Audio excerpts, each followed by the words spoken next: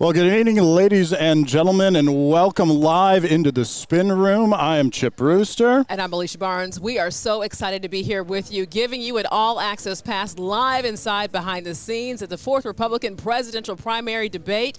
And, Chip, this is going to be exciting. I'm brought in now from Charlotte, North Carolina. Alicia Barnes. WJZY. You're here from Chicago. We're here in Tuscaloosa, Alabama. So much excitement here on the campus of the University of Alabama because of the big night tonight. Yep, the 4th GOP presidential primary debate being hosted by News Nation. We, a part of the Nexstar Media Group, are providing a live stream out to all of the local station websites. So hopefully you are watching this on one of your local station websites, whether it's, like I said, WGN in Chicago, WJZY out in Charlotte, or any of the sites across the country. I mean, we cover nearly the entire country with our coverage. Now, speaking of the live stream, there are ways that you can interact with us. One of those being using the hashtag. You want to tell them about the hashtag? Hashtag GOP debate. Too easy. Yes, and I had to learn all this stuff because, of course, coming from the broadcast side of news, I mean, this is just so cool to be able to show that we can live stream and also interact with you. So we want to hear from you tonight. Don't let me down. Yep, and then another of the way we are monitoring a few of the different social media channels, specifically Facebook pages out there. So if you happen to be watching this on your local station Facebook page, leave a comment. Hopefully it's one of the ones we're watching, and we would be able to bring that in with some high-tech stuff and a high-tech guy. Now, we got to talk about where we are specifically. We have to, because there was a lot of excitement in the room. We're here in the Frank M. Moody Music Building at the University of Alabama, and behind us, this is what is called the Spin Room. Ooh, so you're going to see a lot of people walk behind us. There's going to be a lot of action. We're going to be checking in throughout this room all night. But Chip, when you talk about the Spin Room, a lot of people say, why is it called the Spin Room? So what is that? Why do they call it the Spin Room? It's the place where you might have heard that phrase, you know, oh, I'm going to spin the tale. I'm going to spin that information. So you try and take something and make it look good for you. So this is the place that after the debate, it's the whole reason we're live here, frankly. Yes. The candidates, their surrogates, have that option to come on over to the Spin Room and speak with the media present here, including us, and try and spin the debate in their favor. Thus, the Spin Room. Yes. And, you know, we really have a great location because inside the Spin Room, I mean, you really have to pass by us and our set. We really do. So we're hoping to be able to have the candidates, of course, but you never know who's going to stop by. We just had the CEO and chairman of Nexstar Media Group, Perry Sook, came by. We'll show you that interview a little bit later on in the 90 minutes here as you join us here for this pre-show debate.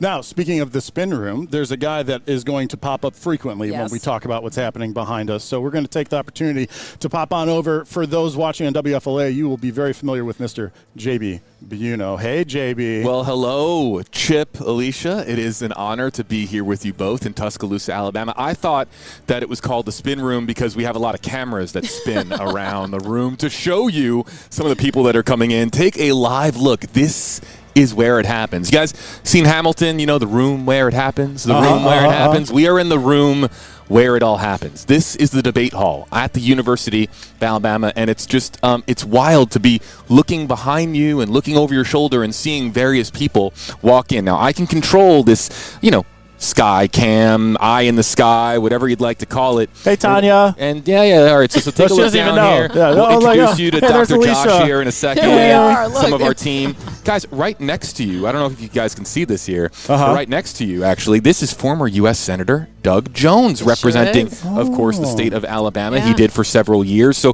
that's exactly what I'm talking about. Different people popping in at different times. So what I would like to do is get your comments over the course of the live stream. Use hashtag GOP debate to have your comment featured on our live stream. I'm monitoring the comment section. That's what I'm going to be doing here today and over the course of our stream. And also, really important to note as well, we're live here before the action. But later on tonight, after the debate on News Nation and on your local CW station, check your local listings, we're going to be here live to break down all the key moments and what you need to know. What exactly happened, and also, too, really the big winner. Who won? I'm here with two winners, Alicia and Chip. Great to be here with you both. What a and guy. Thanks so much for being here with us on the live stream. Well, and everybody. on that note, there should be a story on your local Nexstar site that has a poll. So as you watch the debate on News Nation or newsnationnow.com or on a local CW affiliate, kind of varying times based on time zone, you can go to that site and tell us what you think as far as who won. We'll definitely talk about that in our post-debate live stream. And also, just to be able to explain a little bit, when people say, hey, where can I watch you? Where can I see you? And why are you guys on live stream? This is something new. Only at this fourth debate that News Nation is doing, Nexstar Media Group is being able to show that we want to interact not only with our viewers of who's watching, but we want to be able to. So many people watch their news on their phone now, Chip. So many people click a link and they love to be able to get their news. So we want to be able to show that we're really showing up for how you want to be able to get your news. And hopefully you enjoy this. Yeah. And we should have some good content for you as well. Talking about previous debates, what you guys want to hear from candidates, especially through that interactivity, and generally speaking, what voters want to hear. We are on a college campus.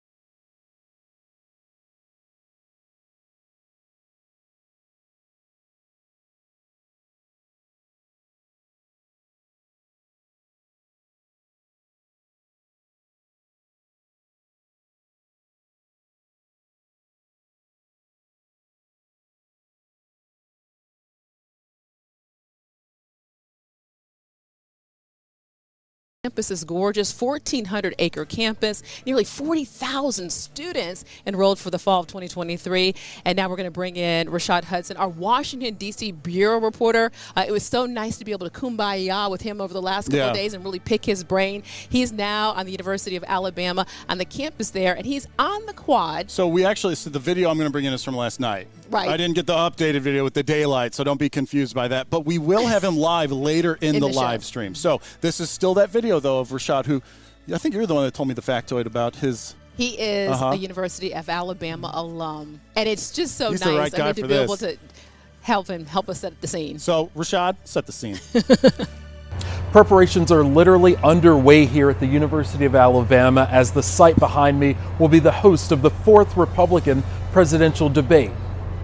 The stage is set. Wednesday night, 4 candidates vying for the Republican presidential nomination will hit the stage. Florida Governor Ron DeSantis. We must reverse our country's decline. Former UN Ambassador Nikki Haley. We need to know that a strong America doesn't start wars, a strong America prevents wars. Businessman Vivek Ramaswamy.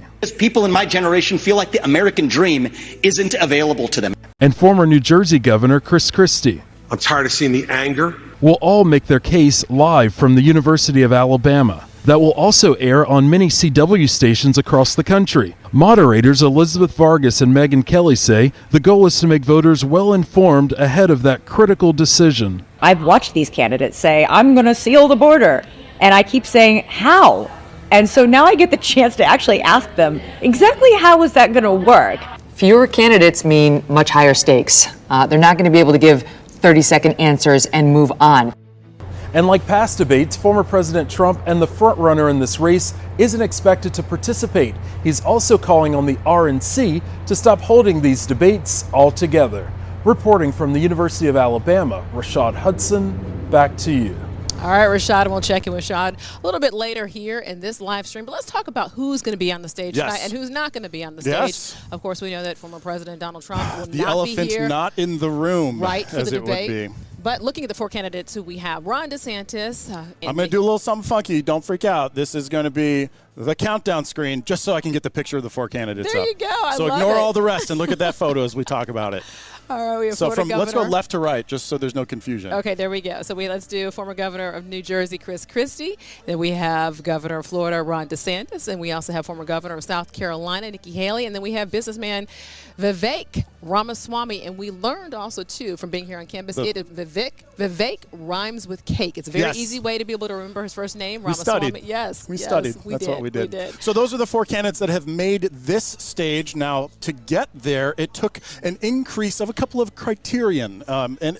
We are missing one from the last debate, but that's because he dropped out. We are missing 2 candidates who didn't make the cut based on criteria, and then the one, Donald Trump, who chose not to be here. But let's hit that criteria. They increased it to a combination of things, but the big ones were poll numbers. So in order to qualify for this 4th GOP debate, the candidates had to hit either 2 national polls separate, where they were at 6% polling of likely voters who would vote for them, or 1 national poll, 6%, and 2 separate state polls of 6%, and those states very specific. It's some of the early states. Right, and keep in mind, this is 2% higher than the last debate in terms of 4% was the threshold there. But Chip and I walked in, and we saw the stage at the same time. Yeah, and it is just an incredible sight. And then we noticed that there were 4 Yeah, because that podiums. was 2 days ago. My 2 goodness, days ago this we got is flying by. Yep. We got here, and we were like, wait a minute, why is there a 4th podium on that stage?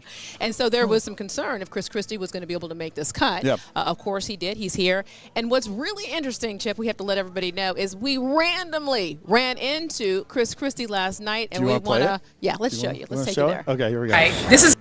And there we go. This is called working hard. Yes. I ran into former Governor Chris Christie, and you are getting ready for your debate. I am, Big Alicia. performance tomorrow. We're Very happy big. that you're here. I'm happy to on be the here. campus, University of Alabama. Absolutely. And he's going to stop by our show tomorrow, so you can be able Roll to see Tide. him live after the debate. We're going to get all your thoughts, what happened, how you feel moving forward. Thank you. Can't wait to be with you, Alicia. All right. Thank you so much. Thank you. Former you Governor heard Chris him. Christie. You got it. Okay. This is called You heard him right there. Can't That- wait to be with us. that Okay, was well, at called- least with you. I'll get out of the way. That's That was fine. called commitment right there. That's what that was. That was commitment. A different way to judge a candidate. Do they show up to the Next Star Media post-debate live stream? Oh, yeah. Well, see, we should have made a side bet. We still can. We have a whole debate to get through before we get there.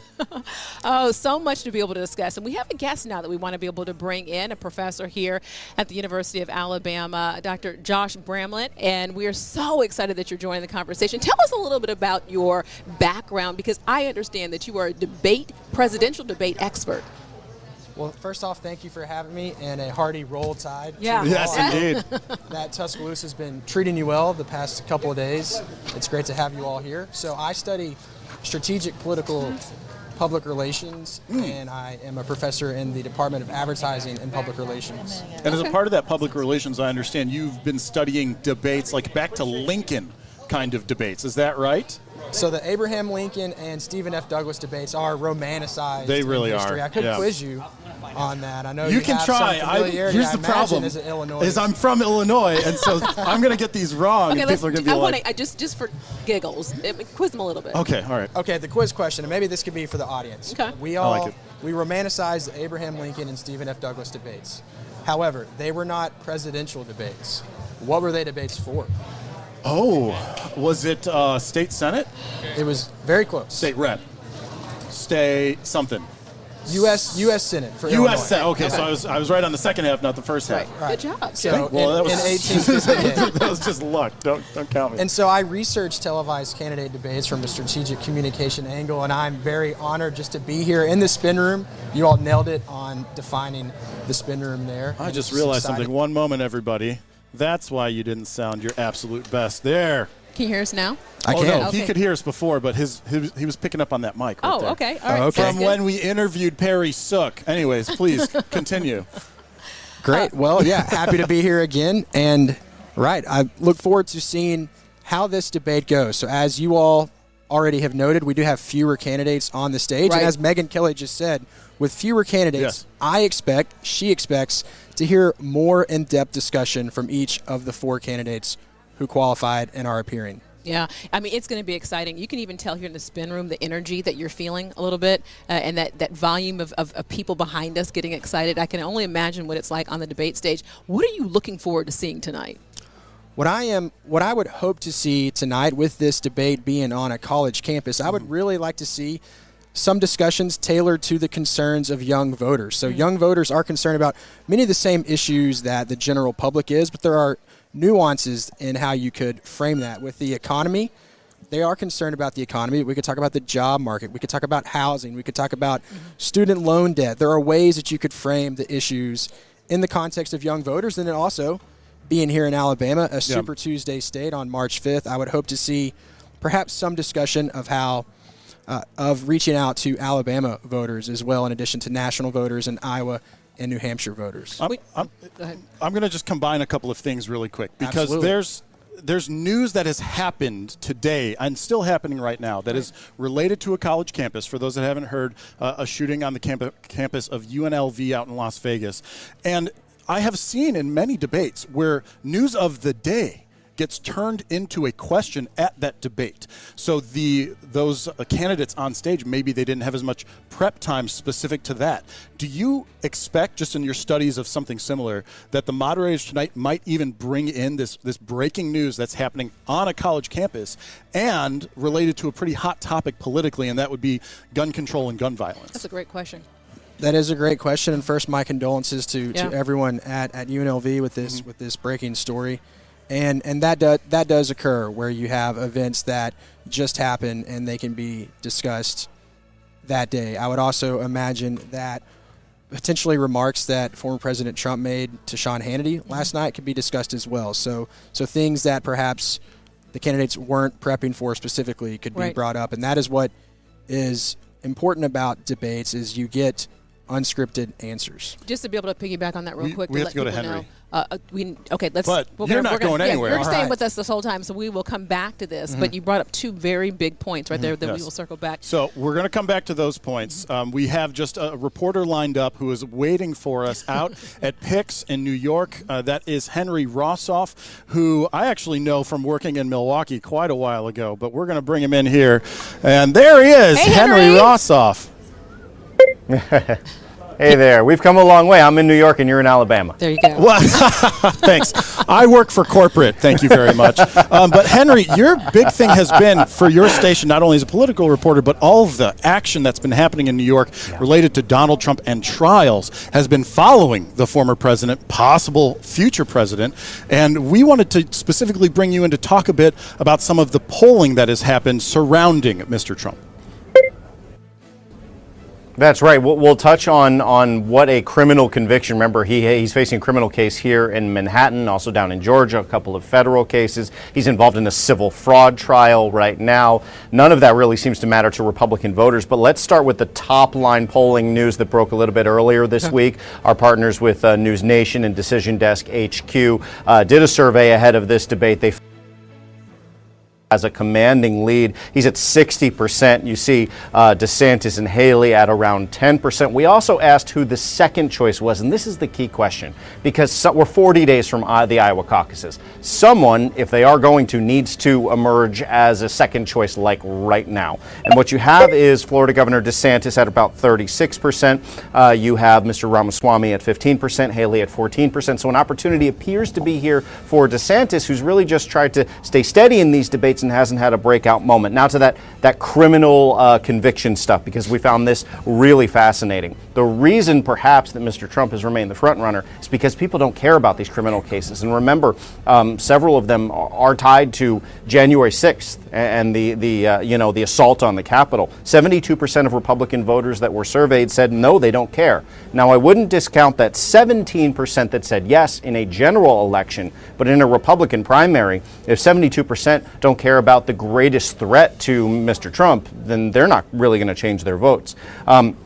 I want to talk about the top issues for Republican voters that we found. 52% said border security and illegal immigration. 30% said inflation, and 8% said crime. Crime's quite low in a Republican primary, but that just kind of shows where we're at. And finally, you're finding that Republican voters are really buying what former President Trump has been selling, that President Biden is not legitimate, that he quote unquote stole, despite no evidence, despite legal losses the election. 63% believe he's not legitimate. Only 25% believe that he legitimately won. So if you're asking yourself, why is Mr. Trump ahead? Why perhaps does he not need to be on the debate stage? It's because of these numbers, and he has such a commanding lead. And someone needs to surge out and potentially challenge him and do well in Iowa, New Hampshire, South Carolina, and then we're off and running in a two-person race, whoever that might be. And Henry, while the voters seem maybe they don't care about these cases, he has 4 criminal cases. He has 91 felony counts looking at this. It's the calendar for these court cases that I think a lot of people have a concern about. As we move into the Iowa caucuses that are starting in mid-January, he has a court case that's coming up on January 16th, and that's with the E. Jean Carroll civil defamation suit. Also leading into Super Tuesday, he has a huge one, March the 4th, for the federal trial over former President Donald Trump's alleged illegal efforts to overturn the 2020 election. So when you look at the calendar of the election cycle and the primaries that we have in place in the Iowa caucus, how does that play into Trump being able to be at all these places and campaign on his election? Well, it's really going to highlight the fact he's in New York early next week to finish the civil fraud trial as another example for you, although that's not quite as close to an election primary contest. But, it's really going to put on full display for his opponents, especially for Mr. Christie, who's really the only one who's been going after him on this.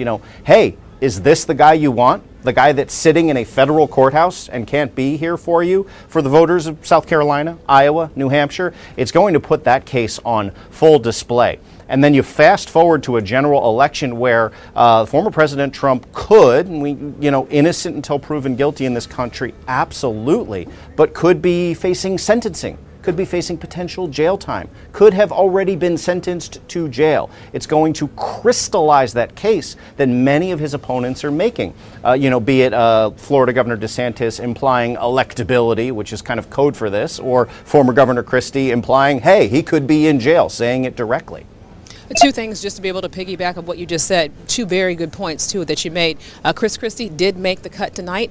He's going to be on the stage. He is the only candidate so far that is going after Trump. So I feel like we're going to be able to have that in play. But also, too, the new news in terms of what he just said last night about, hey, I'm only going to be a dictator day 1 if I do get the job, and how that plays in. I really think that you're going to have possibly, from what we're hearing here in the debate, that you're going to have more candidates that possibly take that run of going more a little bit Trump heavy. What do you think? I think it's entirely possible. We know from the team that is preparing for this debate, Megyn Kelly, Elizabeth Vargas, and the whole bunch of producers. We know how this works. There's a million people behind the scenes that are making this thing fly, and it should be a great event. I've already said they're going to, without being specific, because they don't give away specific questions, bring Mr. Trump into the debate more than other moderators have in the first 3 debates. So I would not be surprised. Again, Henry's opinion, not what the moderators are going to do. I want to be clear about that. Henry's opinion here say that it's quite possible they could play that Hannity quote and demand that each and every candidate answer for that. Now, for a candidate like former Governor Christie, that's easy. It feeds into narratives that he's been talking about. For a candidate like Mr. Ramaswamy, who's I don't think I've ever heard him directly criticize former President Trump, it's going to be very difficult if they pin him down on a moment like that. Yeah. All right, WPIX's Henry Rossoff, former Milwaukee co-worker of mine. I hope to see you again as we continue to cover a very interesting election year. Can you actually see me? I don't know if I can see you. You can just hear me, right? I have no confidence monitor. That's what I figured. All right, I look great, just so you know. All right, Henry Rossoff, keep it easy, man. Good. Thank you. Okay, so Henry Rossoff, who's been covering Trump, like we said, extensively, some really good insight there. I do want to bring it back to our on-the-scene analyst expert, if you will, because we left off with some really interesting information. You had a couple of points that you wanted to circle back to. I did.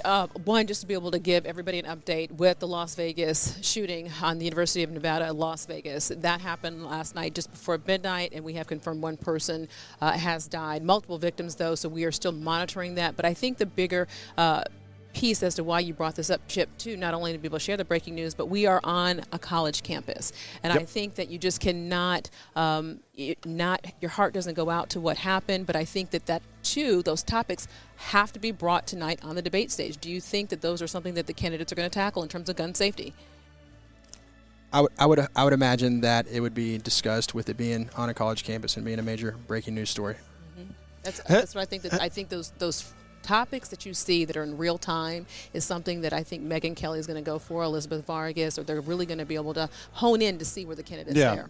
Just historically speaking, are there a couple of topics that are just always brought up at debates? Or have you seen in your studies that it really does vary every 4 years to every 4 years based on current events of that time?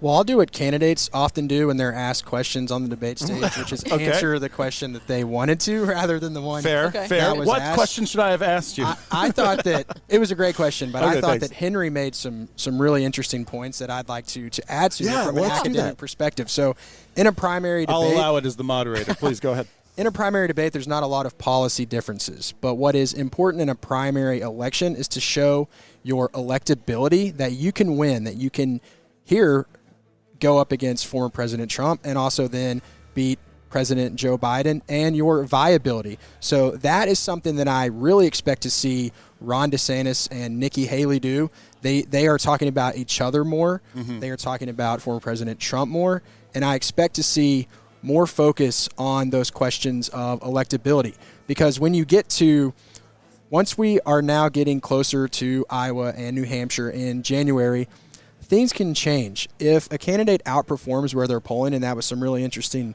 polling results on the screen earlier, let's say that someone does 10% better than they are currently polling, that could be a surprise, that could shape perceptions of momentum, and that could shake up the race. It really can. We have some sound from in terms of those exchanges that you just talked about, and I wanted to be able to pull those up because first let's be able to hear a sound between, I believe it's with Ramaswamy and Haley. Yep. Let's take a listen to that. If you use it. Well, I want to laugh at why Nikki Haley didn't answer your question, which was about looking at families in the eye. In the last debate, she made fun of me for actually joining TikTok while her own daughter was actually using the app for a long time. So you might want to take care of your family first. Leave my daughter out of your voice. Adult daughter. The next generation of Americans are using it. And that's actually the point. You have her supporters propping her up. That's fine. Here's the truth. The easy answer is actually to say that we're just going to ban one app. We got to go talk ban. So that one, honestly, probably the most played clip from that debate. And I watched the whole debate. It was definitely the most fiery moment between a couple of candidates. But it could also be a prelude for something that we might see tonight. Thoughts? Certainly. When I first saw that, what I thought about from a historical perspective was in the town hall debate between Hillary Clinton and Donald Trump. They were asked, I believe it might have been the final question. It was give each other a compliment, and what they chose to compliment each other on their kids. Were their families, were their children. And so that was the basis of civility. That was the common ground. And so that was what was stark to me in the previous debate. And then, of course, coming into this debate, what we could see is more back and forth between Ramaswamy and Haley, and I imagine Haley and DeSantis as they are talking about each other more. One of the things, and just from covering Nikki Haley for so long, she is great with her zingers. She's great with her comebacks. With that, in that moment, though, when she said scum under her breath, to me, it made it more real. It made it really hit home. And I think a lot of people saw that as a mom. Yeah. You're talking about my daughter. That's crossing the line. Yeah. Do you feel like we're doing more of this crossing the line? And also tell me about body language and how important that is in a debate as what we can expect to be able to see tonight. Well, I'll be an academic nerd and cite my sources. Yep. So Patrick Stewart, one of my friends at the University of Arkansas, he has a book that actually looks at how there has been an increase in interruptions between candidates, in booing and laughing from audiences. So that is something that I'll look for, is what kind of audience dynamics there are. But there has been an increase in that type of rowdy behavior since the past few decades. What's interesting, I think, and you can be able to chime in on this, is how the candidates are polling after the debate. Nikki Haley is the only candidate, when you look at the numbers, and we can go through them now, that is seeing an increase or a bump. And when you talk about electability, it's also that message that voters hear, oh, your numbers are rising, your numbers are rising. But keep it into context, though, she's still second compared to Ron DeSantis. But how does that play? When you look at where somebody is from the first debate to the second debate to the third debate, I know that's one of the things that you analyze, especially being at all the debates. I have the numbers. I was like, where did you have that? I know I saw it in your book. I have all the numbers in terms of where the candidates fare. But looking at Nikki Haley, I want you to chime in on that as to how she's increasing. Ramaswamy is the candidate where you're seeing that biggest drop, and also with Ron DeSantis. Right. You're right that there has been a gradual increase for Nikki Haley since August, and that is why I think that since she is the candidate who is gaining in the polls, we will very likely see more questions from the moderators and then more unprompted attacks from her opponents on stage. Well, let's review one of those. So the last debate, Haley and DeSantis had an exchange. I'm going to bring that one up right now. If you use training sites at 2 of your airports now, one which is 12 miles away from a naval base. Then you have another company that's expanding, and they were just invaded by the Department of Homeland Security. So mine was 10 years ago. You gave Yours them was stuff. 6 I months didn't ago. give them anything. What's your story? And I abolished that agency that she's talking about. No, Enterprise Florida, we abolished it, and of course we banned China from buying the land. website Not last exactly week. a Go great check. recruiting pitch if you're banning them from purchasing land. You scrubbed the So website we stood last up week. and we done the right thing in Florida. Mr. Ramaswamy. Okay, well, there's that exchange. And it goes to your point, how they started to target each other because they are so close in the polls. They are looking to be the potential who's in second place and what that means. I mean, it depends on who you ask. Whether it's, they're targeting a future run. They're targeting a spot in administration.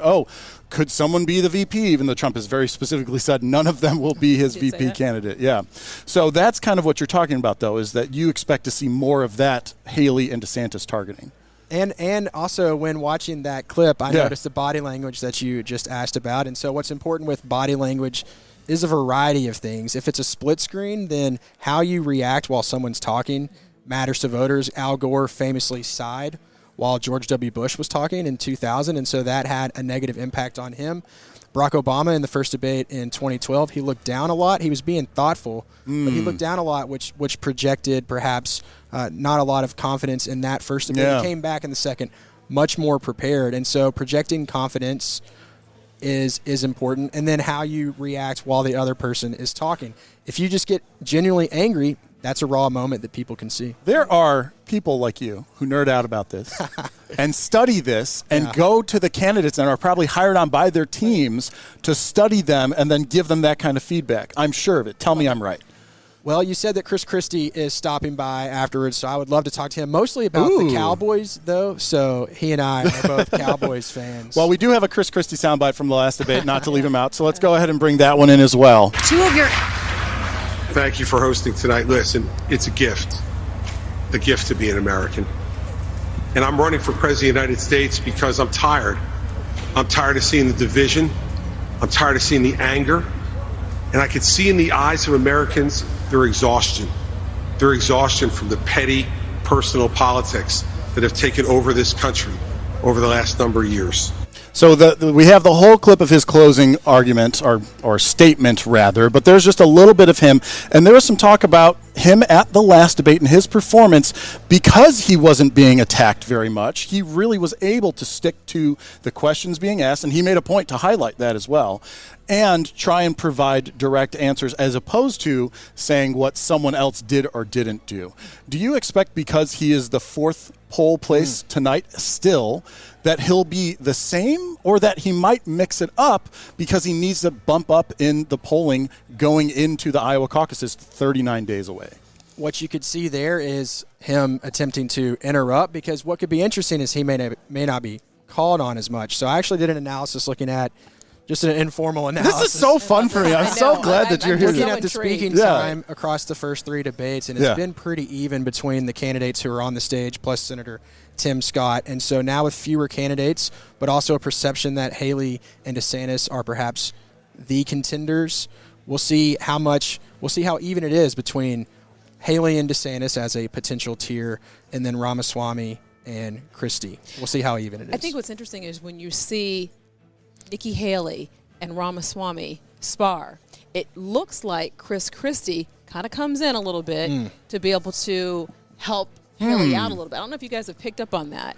But I've seen respect more so than anyone on stage between those two candidates, at least. But what I was going to ask you, too, because you said in terms of electability, that's a really good topic to be able to explain that, because right now you're going up against Joe Biden. And so it's not just policy in terms of appealing to your voters, but it's who's electable to be able to win. And that's where the Republican debate is coming in tonight, and why this is so crucial. I think that we're seeing now between Haley and DeSantis. Would you agree? I would. And what's interesting here is that we have essentially two incumbents. We have Trump and Biden, who are both not on the stage, and they both have to be the focus of attention in addition to each other on stage between all of the candidates. So that'll be really interesting to see that balance between a focus on Trump, Biden, and each other. Okay, before we talk poll numbers, we got to get back out to JB, because there's a lot going on here in the spin room. We will probably see you again, maybe on this live stream, maybe on the post one, though. So thank you so much for taking the time to join us for this one. Yeah, they got to end with the roll tide. I appreciate that. I love it. Yes. So now the JB shot. There he is. Hey, JB. We did call it the spin room, right? So you just did see the spin of that camera. I wanted to make sure that people understood the premise. And speaking of spinning a camera, we're going to show you guys a little bit of the room. I think everyone's a Chick-fil-A. I really do, because there's a little bit of a quiet, a little bit of a lull here as we get a little bit closer to the debate itself. If you're just joining us, we have Alicia, we have Chip, we have guests who are stopping by our live set here in Tuscaloosa, Alabama. And this is where, of course, all the reporters, all the various campaign staff members are coming in and talking with people, shaking hands. And this, I really do not believe that the shot is doing it justice, because this room is absolutely magnificent. Huge shout out. Can you zoom in though? Like you can show a little bit. Like this is all access pass. Zoom in on some of those media row lights and cameras. Not the signs. No. Boring. I need to zoom in on the signs for one reason. Okay. People will not believe how big this is. Yeah. We're seeing it on an angle, but this looks like it could cover most of like an NFL football field. It's that absolutely massive, to give everybody some context. And then yes, this is what it looks like for reporters before a major event like a debate. You're just chugging a couple of Red Bulls, you're eating some crackers, anything that you can. I mean, again, I can't zoom too much in because I don't want to show laptop screens too close up. But yes, these are the people working for various television stations, radio stations, digital outlets across the country, and it's just wild to be here. It's humbling to be here, and we know that a lot more candidates and campaign staff are going to be coming in the next several hours. Of course, you see the countdown on your screen, 1 hour and about 50 minutes to go until we actually get underway. You can watch the debate tonight on News Nation, 8 o'clock Eastern, 7 o'clock Central, or check your local listings. You might be able to find it on your local CW station. I want to highlight a couple of the comments that are coming in. Yeah, I was hoping that we could talk about that, because so we're on multiple Facebook pages, but also at least one YouTube channel, so you're able to bring in comments from all of those places that you're monitoring. That's correct, and a few people on the WFLA YouTube page are saying hello, a very warm hello to some of the followers out there that are joining us on YouTube Live. We're going to get to YouTube Live. We're going to get to Facebook Live. We're going to get, also we have a comment from Twitter that we're going to bring in a little bit later on.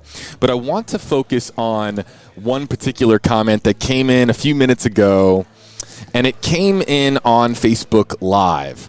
And I want to highlight this comment because, one thing when we talk about the 45th president of the United States, when we talk about Donald Trump, and we talk about the poll numbers and how massive of a lead he has in polls pretty much across the country, in various states, we are always talking about a 40-ish so point lead in various polls. One thing that the polls don't accurately descript, or at least fail to really encapsulate, is the enthusiasm that Donald Trump has with his base.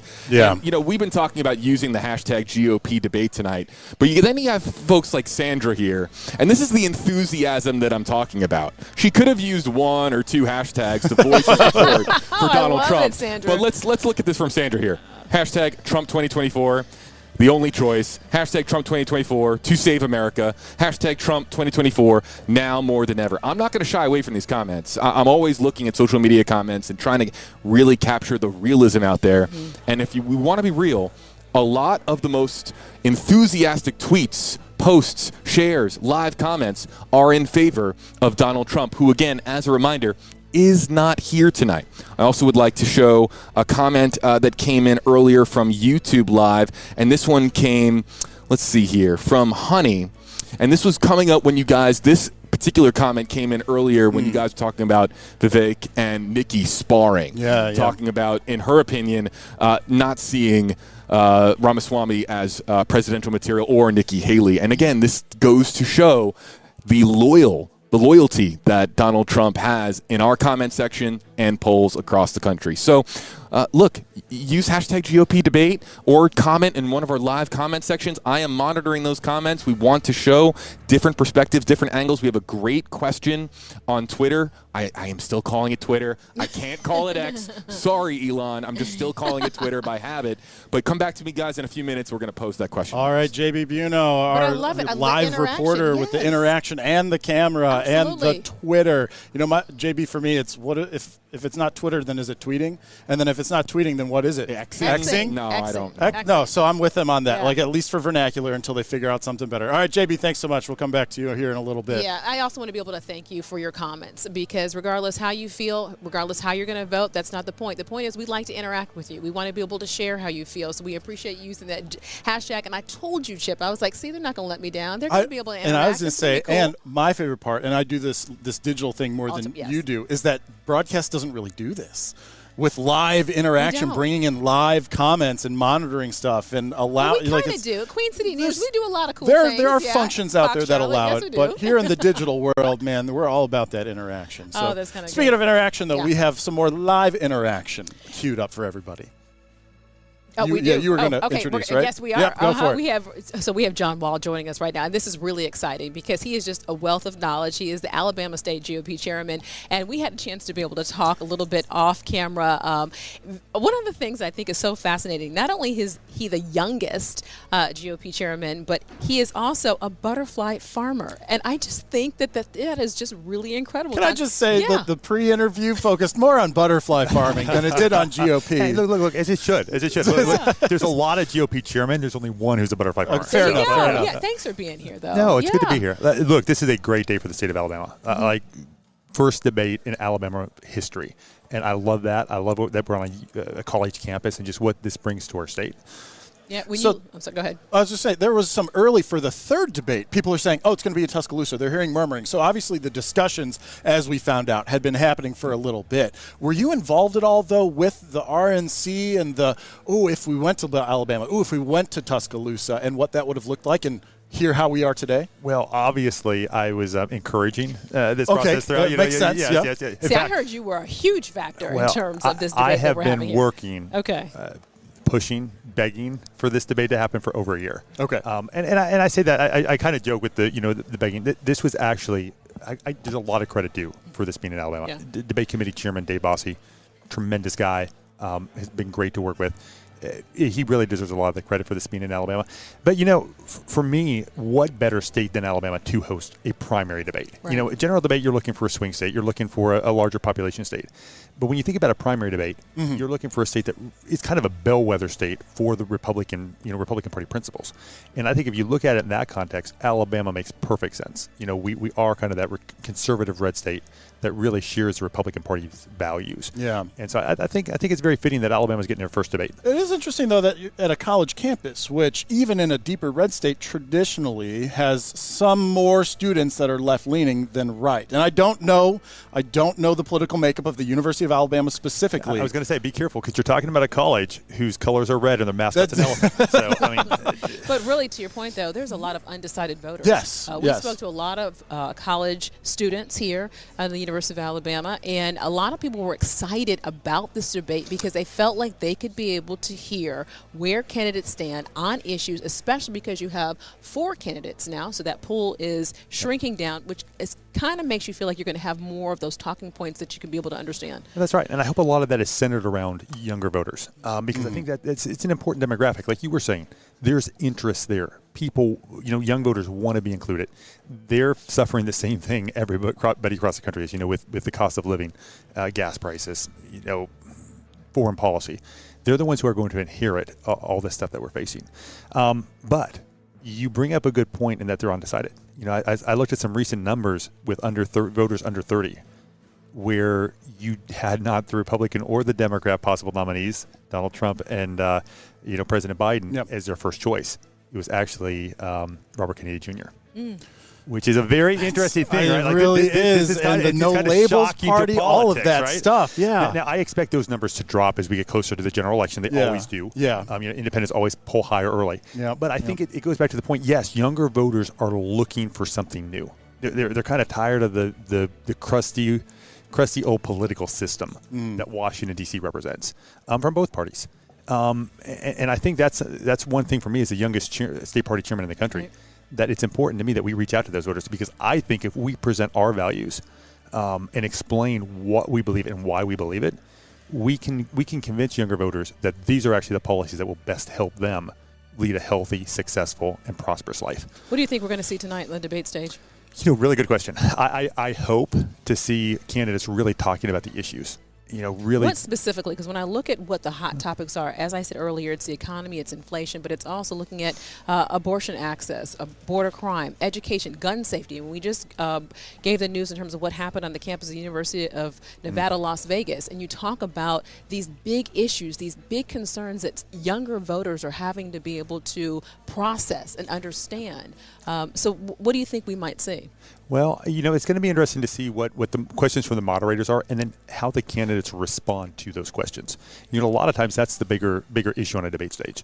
And candidates are famous for that, answering the question the way they want to.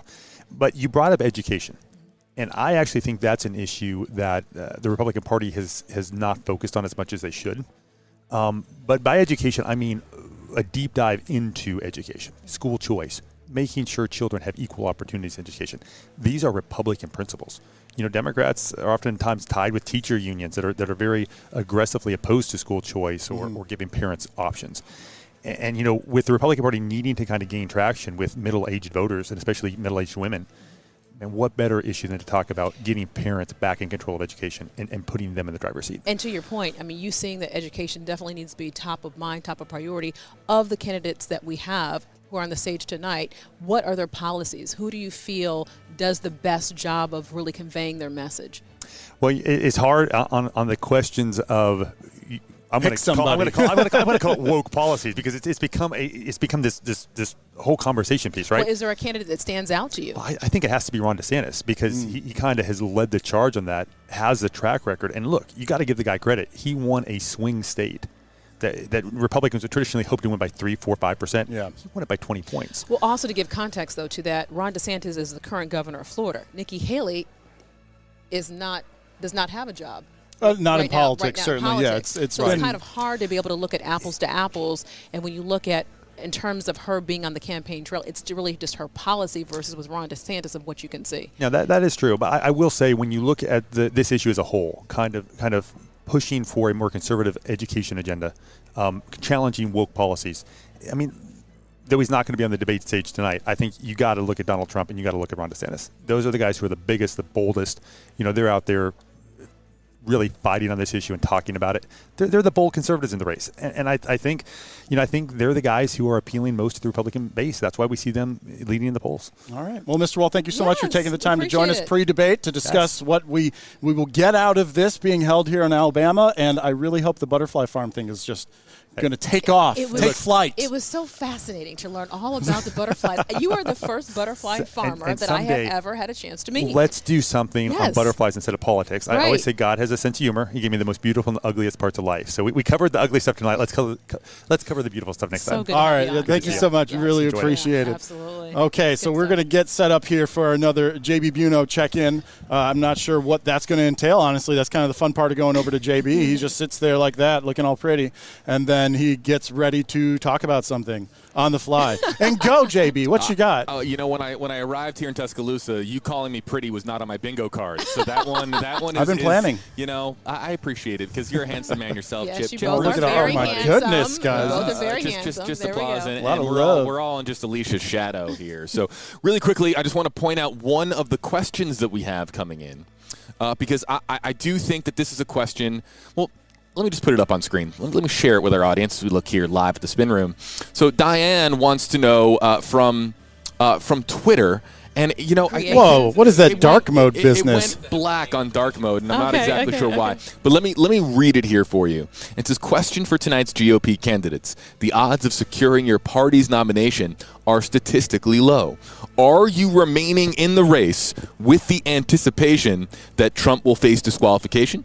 If so, what do you think will finally lead to his disqualification? So is there this prevailing believe what Diane is basically saying here is, if for perhaps reasons involving the criminal court cases that are ongoing and involving Donald Trump, is that why multiple candidates are still in the race at this point, in the hope that something happens catastrophically to Trump's campaign?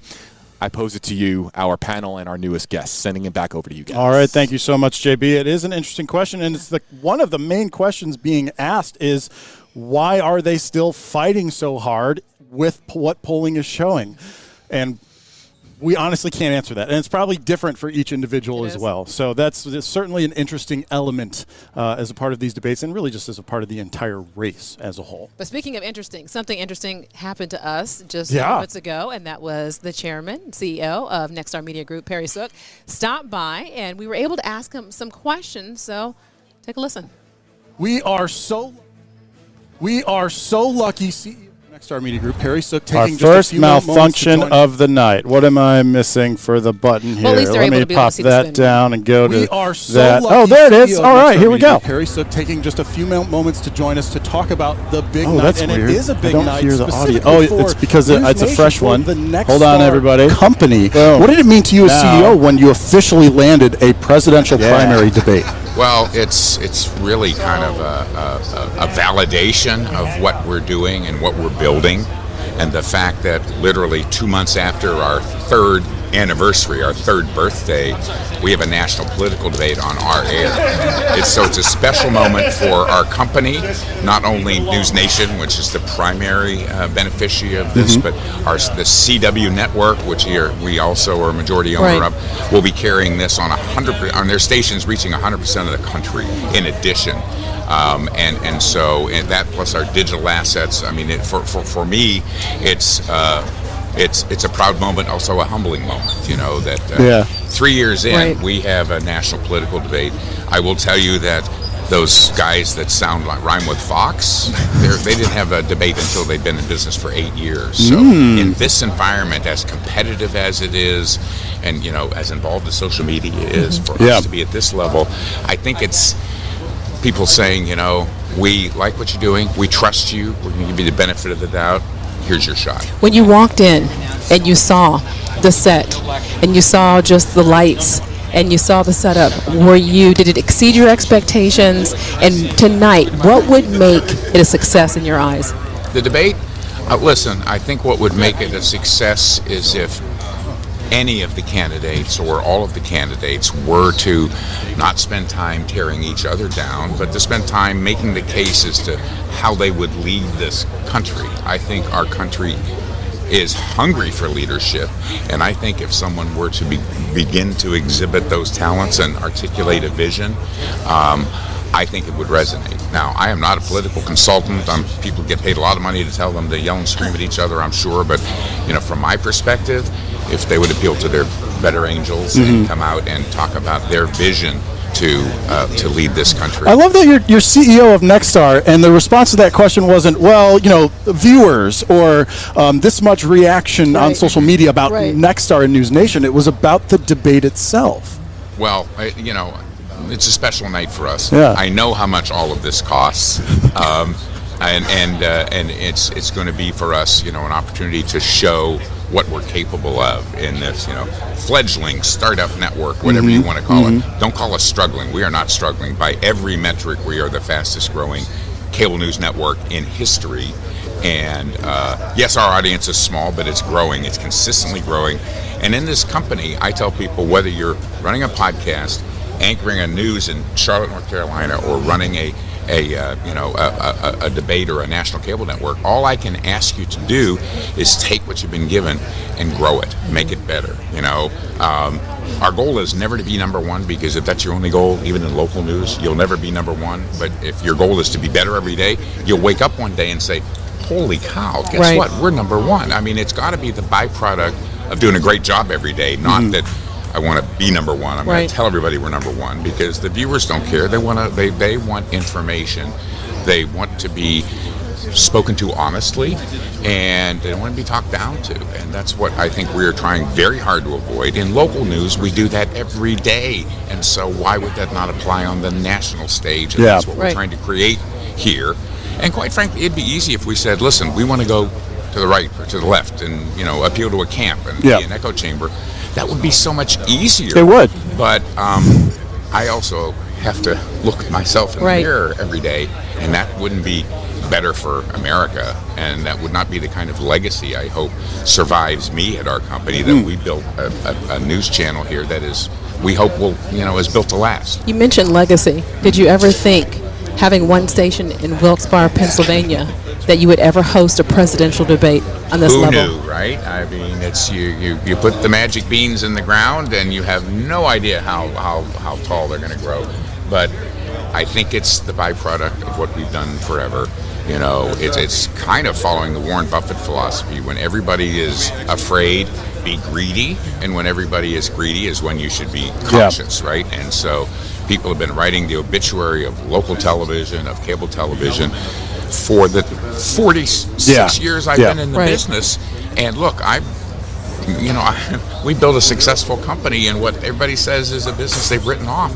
But I'll tell you, what's not written off is developing content that interests people, that is meaningful to them, particularly at the local level, and then take that same philosophy to the national level, and helping, our sales force, helping the business community, helping businesses grow.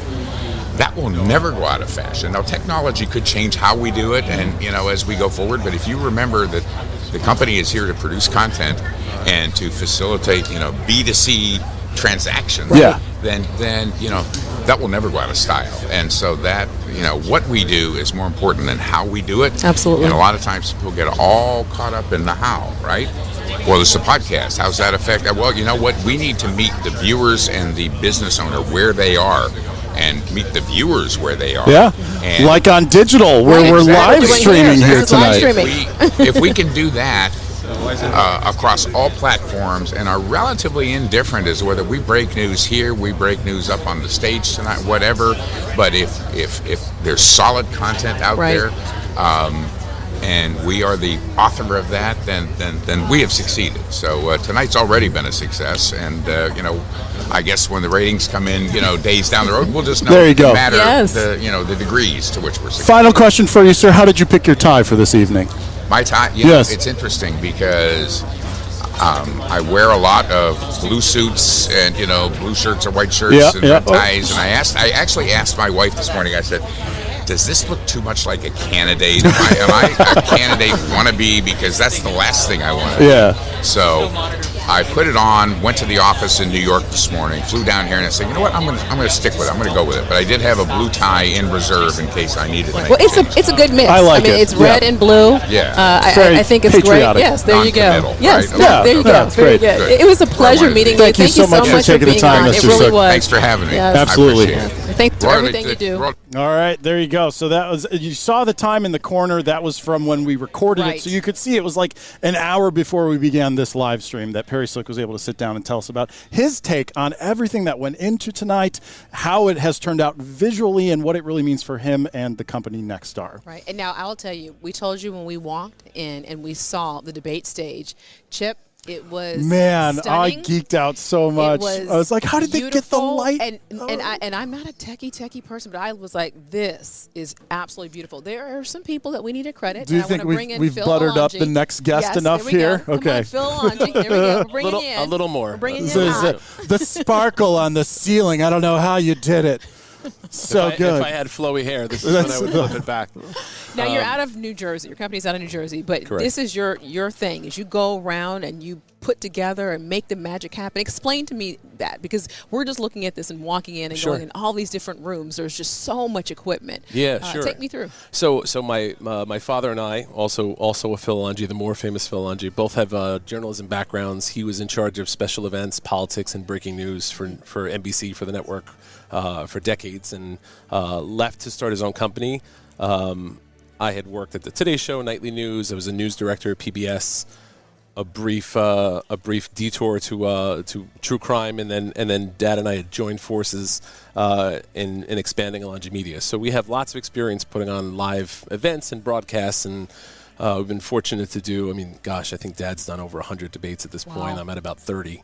Wow. And each one of them is different. Well, and I was going to get to that point exactly. On the creative side, how do you approach what that layout is going to be? I imagine the space is a big factor, what your lighting, what the stage looks like. But, like, what about the candidates? What about the topic of the event that you're putting on? How much does that weigh into the design of it? Yeah, absolutely. And, like anything else, content dictates form. That's, the great Stephen Sondheim said that. And so, first and foremost, we make an avenue and an environment for the candidates and the moderators to have worthwhile discussion. So one of the things I love about this particular venue and this particular production is that you'll see how intimate that environment is, that there's only some 800 so people in the house, which I think is in our experience a really good sweet spot.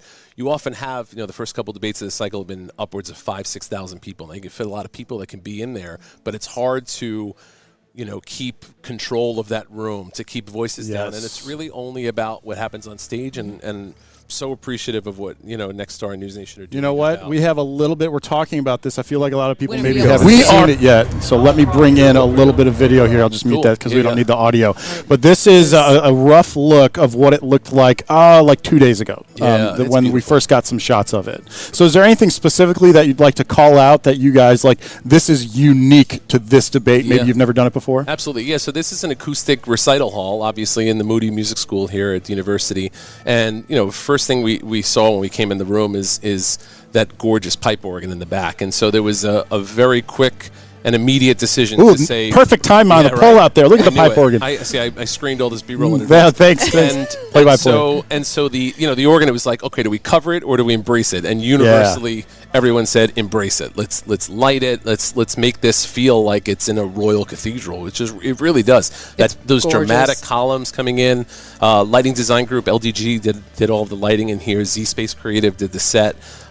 Did a really great job of customizing this to fit this particular space in this moment. Now, when we're talking about here, this is the debate stage that you're taking a look at here. Where we are here in the spin room, is this all of your creation too? Yes. Okay, because, and I asked that, if we're able to show the spin room. Yep, I got it. The attention to detail is what really blew me away. As we were walking around, somehow Chip and I were able to get in a couple days early before we actually had our passes, so we just kind of went all over the place and were able to kind of scope things out. But I saw somebody even ironing the it was a steamer. It was a steamer. Yeah. And it was just incredible to think that here it is. Not only are you putting up all this pipe and drape that you're looking at here, but somebody took the time to steam it. Yeah. And that attention for detail, I think, is what makes that feel when you walk in anywhere here inside the hall, that it's just on another level. Yeah, and and to the point about it's a team effort. I mean, I am sitting as the owner of the company. I took one of the runners from the university here, and we went to Joann's Crafts ourselves. Really? And I said, give me all of the red fabric you have and all of the white fabric to line these tablecloths here. Oh, just incredible. But yeah, so this spin room, Alicia, we've been in a lot of spin rooms, right? We see how these can get really unruly when all the press is running to try to capture candidates. So the design here was meant to cordon off, the larger part of the press corps so that we can give opportunity for the candidates and their surrogates to walk slowly down this path, one direction, make their way past literally everybody, and then right out the door to their motorcade. Myself, and more importantly, right to our table, because we're the first stop on this path. We have the best Mr. Alonji. Yes, thank you so much for that. Nice meeting you. It was great. Kind of giving us the tour. You have done an amazing job here. Talking about excellent productions. I'm looking at this set here. I'm taking notes on all of these cool cameras, monitors. So that will be all Chip. And I will toot your own horn, toot, and also JB, who you're about to see in a few. These two are, I said that they're the two MacGyvers that I've never known before, that they can do any and everything. It's just amazing. I'm a little jealous and a little... Oh, now who's buttering who up? All right, Phil Alonji. Good seeing you. Thank you so much. We appreciate it. Thank you so much. So we've been talking about the University of Alabama campus, its involvement, how that's playing a role. Well, when Alicia and I got here a couple of days ago, before we even got into this space, we were walking around the campus. You were talking to students to hear their thoughts and opinions on what they think about the debate and what it might mean for them. All right, so let's take a listen. I wasn't ready for that. Oh, you weren't. So let me tell No, you it's this, okay. because there is something I want to be able to tell you about the students at the Okay. University of Alabama. I'm ready now whenever you are. Okay. They have the nicest students. And now Chip, as he set that up, I'm going to tell you the real thing. This is the real since we're live streaming. Yeah. Chip was driving. I would just jump out the car and start talking to students because we were trying to be able to find out as much as we could. And it was really cool because even the students who didn't want to go on camera, they had such beautiful manners. I just felt like they had that Southern hospitality. So shout outs to all the students who I met. But now take a listen to some. I'm ready now. Here we go. I was very excited. I've never seen anything like this, and to be a part of history, it's very cool. And I think the biggest issue that a lot of people are talking about is employment rates. I know for me personally, that's a huge deal as to whether or not you're going to be able to get a job once you get out of college. And Are you more interested in watching the debate or more interested in politics because it's going to be on your campus? Most definitely. I feel like this gives me more insight, being that it's up close and personal. Roll Tide! Roll Tide! I was very excited. All right, there you have it. Hearing from a couple of the students. We're going to hear from a couple of more right now on the set. We switched it out. So Alicia is gone, and I have got Avery and Paige in that order, two of the students. Can you guys start, just briefly introduce yourself, year in school, what you're studying, and then we'll get to the meat of this conversation. Yeah, so my name's Avery. I'm an English and political science major, and then I'm minoring in journalism as well. Very cool. Paige? Hi, I'm Paige. I'm a junior here at Alabama, and I'm studying news media. Okay, so when you guys first heard that a GOP primary presidential debate was coming to campus, what did you think? Avery? I was excited. I think it's really cool that we get to have such a big event here with all of the candidates coming, and everyone gets to either watch it on TV or watch it in person. So, And your reaction when you first found out? I actually thought it was a really cool opportunity for our university. The fact that we were able to have potentially the next president of the United States to be here on campus and to be around the students was so important. And I also think it's really important that they have a debate on a college campus because we're really influencing and motivating kids our age to get out there and to vote. And for some of the students here on campus, this is the first election that they'll be voting in. I brought up that exact same point. Do you need to tell me something? Okay, you're looking at me like you needed to tell me something. Do either of you have passes, have tickets to actually watch you debate live? I do not. I plan on watching it here Okay. in Spin Room. I do not either. No. I have to go home and work on a project. I'm so sorry. Well, you'll be able to see the highlights. Watch our Yeah. post-debate live stream right here on your local Next Star Station site. Regardless, if you do go and watch the highlights, if you hear about what happened, what topic or topics are you particularly interested in hearing from these candidates on? We'll start with Paige this time. For me, it would have to be the economy, specifically what they will do with job creation. I'm a junior. I'm going to be entering the job market soon. I want to know that I'm going to be able to have a job lined up and that the economy is going to be steady and that I'm going to have an income coming in, so I'm going to be able to support myself. And before I have you answer that same question, are you right now leaning Republican or Democrat for the presidential election, or are you still pretty undecided specifically on that topic as a big influence? I'm definitely leaning more Republican, strictly for the economy. Okay. And then Avery. I would say one issue that I'm really kind of looking for is a lot of social issues for sure. Definitely abortion access, gun control too. I think that's something that is going to be really interesting to hear about. Well, and that's interesting to me. So I'm just going to guess, even if we hadn't talked in advance, that you're then leaning a little more Democratic. Right. And that just comes down to the topics that are individually more important to you and how that is influencing your vote. I imagine, especially on the economy, it's the current administration and the way the economy looks not too good. So you're thinking maybe the other side could do something a little different. Is that right? Yeah, and I think also, too, it has a lot to do with values that my parents instilled in me as well. So I know even from a young age, my parents always talked about the importance of having that steady income in no matter what age you are, to be able to support yourself, to be able to support your family. And, one comment that my mom made to me when I was really young was, she goes, families will not be caring about other issues, or other issues will not trump the economy if they don't have a job, if they don't have a steady income to support their children. It is definitely hard as a parent of two, married, if we don't have that income coming in and I can't buy kids. I mean, we can get to the basics like food, for instance. Yeah, it's hard to think about really anything else at that point. I'm just trying to think, coming out of this debate here on this campus, do you think there will be a change for the campus, for your fellow students? Like, how much this is the question I want to ask. How much do you think this debate will influence the way your fellow students view and consume politics going into this next presidential election year? I've honestly seen a lot of people getting really more involved, I would say, in politics because the debate is being held on campus. I think people are more excited about it and are kind of trying to learn more about the debate itself, just because I think a lot of students that are going here that aren't interested in politics as much aren't really familiar with how a debate might even work and how an election happens and stuff like that. So I think that people are getting more involved for sure. Okay, Paige? I'm actually really interested to see if it's going to influence anyone's decisions on who they will be supporting, which specific candidate. I know especially like now that I was like telling my friends like, yeah, I'm going to be interviewing like for the debate and like I was going to be talked about like on the news and stuff. The name Nikki Haley keeps coming up. Interesting. Which I think is very interesting because considering Trump is the front runner, Nikki Haley, she keeps coming up. All right, ladies, thank you so much for joining me. I love that both of your answers to that was essentially, yes, our fellow students and us will be more involved, which regardless of the way you vote, getting involved in the discussion is a big part of what we as a country really need to be focused on. So thank you. I'll shake both your hands. Thank you so much for taking the time to talk with us. I do really appreciate it. Okay, so we're going to hear from more students after the debate. We get to that post-debate shot so we can hear and see if there was that influence. But before we get there, I'm going to bring it back over to JB so that he can talk about social media, what might be happening here in the spin room. JB, how's it going? When I'm going like this, it's I'm scanning the room. Okay, that's good. I like that. I'm going to read that body language. That one person that I normally see on TV is actually here in the flesh in real life. And so I have been scanning the room. Let's show everybody the shot if we can. You got it. There it is. Show everybody a little bit of what's going on in here. The room is starting to get a little bit more filled up. Let's show you guys what's going on over here. You see all those lights over there? Well, first off, let's start here on the right. We're going to go right to left.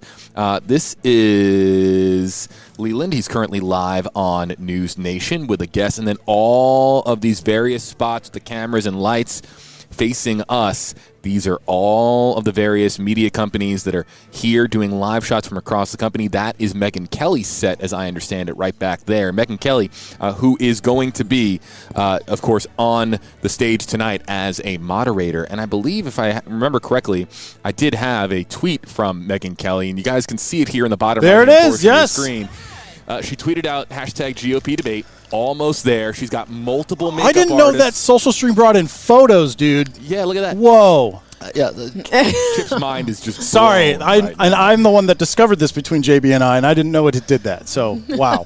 Chip, hat tip, fellow live streamer here. So she's giving us a little bit of a behind-the-scenes look as to what it's like. Can you imagine given how the debates have gone previously with all of the sparring and shouting over one another, there's a lot of pressure tonight on Megyn Kelly, on Elizabeth Vargas, on the moderation team to make sure that we really hear from these candidates. We only have 2 hours. So the goal for them is to hear about the issues, hear from the candidates themselves. We've got other messages coming in. You can use hashtag GOP debate to join the conversation. Guys, send it back over to you. Thank you so much, JB. Thank you so much. And you mentioned sparring, and that's one of the things we're going to talk about now. It just so happens the RNC chair, Ronna Romney McDaniel, stopped by, and I asked her specifically about the sparring that Ramaswamy is really calling for her job. Take a listen.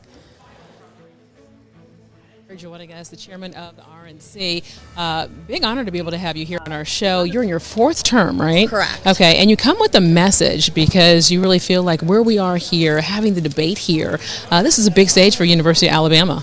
It is a big stage for University of Alabama. We've never done a debate here, but it's an exciting time to be with News Nation, to have Megyn Kelly be part of it, the Washington Free Beacon. It's a new debate format, and we're really thrilled. Yeah, and looking at the pool of candidates we have right now, 4.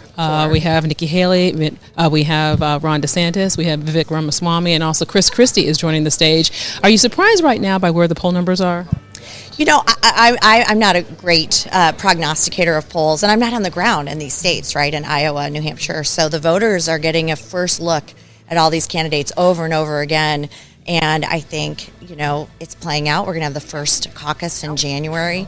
But I am excited about the fact that we're not going into January in Iowa with 12 candidates, which is what it was in 2016. We're now down to 4 or 5 on the debate stage if President Trump would have been part of it. And I think that's better for the voters, that they're actually going to get substantive answers and a real conversation from these candidates as to how they would handle major issues. And speaking of the voters, I spent the day yesterday on the campus of the University of Alabama talking to so many students, and they say the big issues right now, economics, inflation.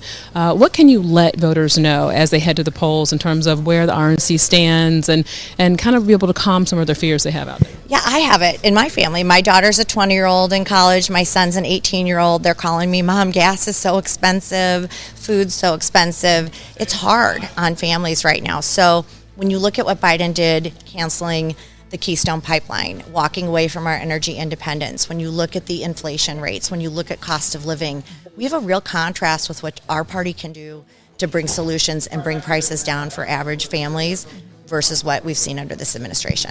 And what can you tell us also in terms of what we can expect tomorrow? What are you thinking? I have no idea. I wish I knew. I mean, I think you're going to get 4 candidates now, so they're going to have more time to talk about big issues. My hope is that there's a lot of policy, that we talk about Ukraine, we talk about Israel, we talk about the border. We really do need to talk about the border. Things that Republican primary voters want to hear from them and what distinguishes them and will make you vote for one over the other. Right. And the messaging is so different. I have to be able to bring up the Vivek Ramaswamy. It feels like he's really attacking you in terms of, calling for your job, asking you to be able to come to the stage, things that we're able to see that are playing out. Give us your thoughts and kind of your response to what you're seeing. I'm not running for president, so I don't totally understand it. I'm going to focus on Joe Biden and the Democrats. And I will say this, infighting within our party is a losing strategy. If we're fighting each other, we're not bringing people to our party, it turns people off. We also need to bring women into our party, so let's make sure that we're giving a message that's optimistic, that's talking about the issues Americans are worried about, and they really want us to talk about Joe Biden. Thanks so much for joining us here, thanks for just stopping by. It was just, such a treat that you're able to take some of your time out. Anything else that you want to be able to say that I didn't ask you? Any surprises that you're being able to see that think with this debate? This is the 4th debate. I mean, we're going into the Iowa caucuses. This is so important, especially for who is coming in at number 2. I mean, there's such a big, wide gap between what you're seeing of Ron DeSantis and Nikki Haley compared to Donald Trump. Yeah. I mean, I just think it's a unique year, right, where you have a former president running. He's not doing the debates. This has been an election like no other, but I just want to say thank you to Alabama and the university. They've been great. I'm a Michigan fan, so for me to say that is hard right now because we're going to be going up against each other in the Rose Bowl, but the university's been fantastic, the kids, and to be on a college campus brings a different energy to this process because it really is about their future that we're talking about. Thank you so much. Yeah, thank you. Appreciate it. All right, Alicia, being able to sit down with the RNC chairwoman, it's only in the spin room that we can get all of these big names in one place, and that's what's so cool about watching this live stream. Well, it's what's so cool too is our location as to where we are. So hopefully you'll join us for the post-show debate because we're hoping all the candidates stop by the spin room. We are, as Chip just said, in the prime location. You can't pass by us and ignore us. But maybe we're going to have people that say, "Oh no." I was going to say second to this location might be Media Row outside, where Rashad Hudson, DC Bureau reporter, those that watch Nexstar stations probably know him well because he appears everywhere as a DC Bureau reporter. But he has been right outside. This is the closest I've ever been to him, and he is going to set a little bit of the scene for us. Hey, Rashad, how's it going out there? Hey, Chip and Alicia. Right now, it's kind of died off on the media front right now. We're still here. But earlier, there was a line of people, and we'll kind of zoom in into the front of the building, but there were a line of people waiting to get in. They were eager to hear from the candidates, to hear what this smaller field of candidates debating tonight have to say. I've talked to some people just in passing here as we've been doing our reports. They're saying they want to hear specifics from the candidates, specifics on the issues of the economy, crime, the southern border, foreign policy. And as you can expect, that's what the moderators are going to talk about to the candidates. They're going to talk to them about those issues and get more specific on their policy positions. And we can expect lots of follow-ups, and that's what we've heard from the moderators. Rashad, I have a couple questions for you. One, I mean, you have insight like no other from covering politics. So talk to us about what we can see tonight in terms of body language and also the talking points that the surrogates give to the candidates. Explain that a little bit, because during commercial breaks, they kind of get these pep talks, right?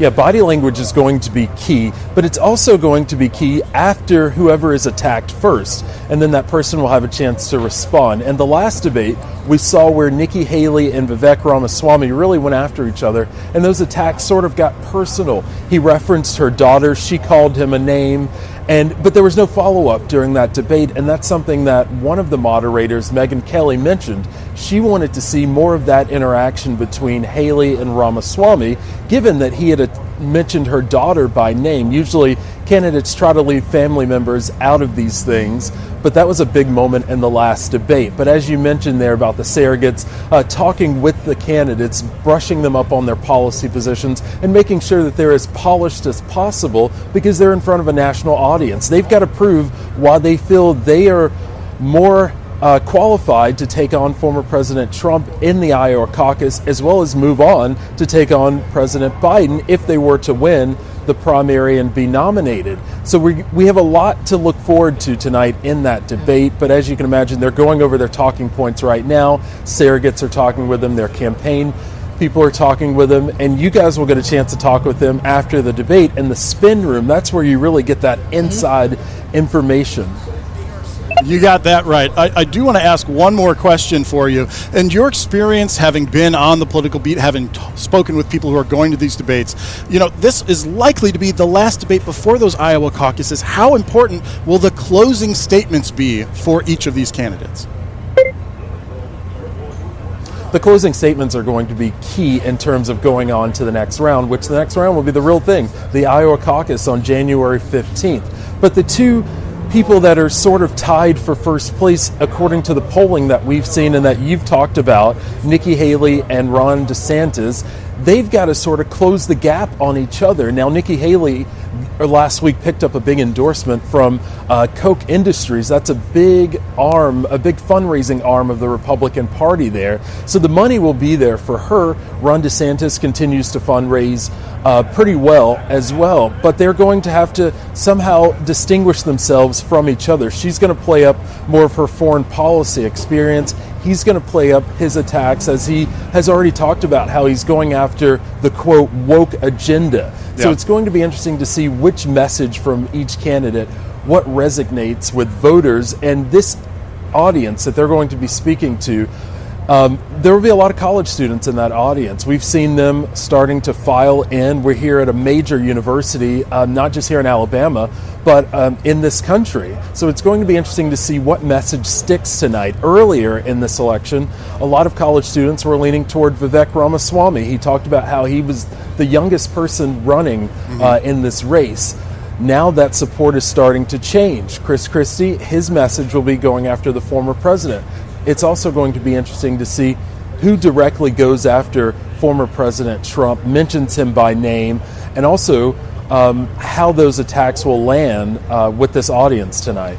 Rashad, I have to be able to say the Koch brothers endorsement with Nikki Haley. I plan on being able to talk about that when she stops by after the debate here I like that. on our show. That's a big endorsement, but I also have to be able to say, talk about big, you being on your stomping grounds. Yes, you are an alum of the University of Alabama. Do you just feel like getting out there saying roll tide, Rashad? Okay, since we're in a more less formal environment, I will give you a roll tide. There it goes. And one more thing here, just like the Tide was crowned champions in the SEC, one of those candidates on the stage tonight is hoping to be crowned a winner from this debate and eventually go on to compete in the Iowa caucus. Rashad Hudson, like ever the professional, right? So professional. You still ended with the DC. You did. And I will let everybody know, too, since we're, on live stream, I did geek out when I saw Rashad in person. I was like, Rashad! You really did. Yep. And he was like, oh, because, we use Rashad all the time. Right, we see you, you don't see us. But it was so funny. He was like, hello, nice to meet you. I love it. It was great. Thanks, Rashad. We appreciate you being on here with us live. Oh, good stuff. Oh, man. Fun. No, that was really fun. All the inside stuff that we learned. All right, let's head back over to JB right now because he is standing by. He's got a lot of stuff to talk about. Look at you just chilling. I love that was less formal for Rashad. You know that, what I mean? right, his level of less formal. His level of less formal. The spin room here is getting more and more feeling like we're getting ready for a debate. And we're, again, taking a look here on our sky cam. Going to show you guys around. We'll zoom out here a little bit and show you guys the room. I don't think that any of the local Walmarts or Targets have any TVs left, because I think we bought them all for this room. That's what you're looking at here. All the various screens right now that currently have Republican primary debate. This is where we're going to be watching the debate tonight here in this room. I want to get to some of the questions and comments that we have coming in, and one I want to highlight in particular.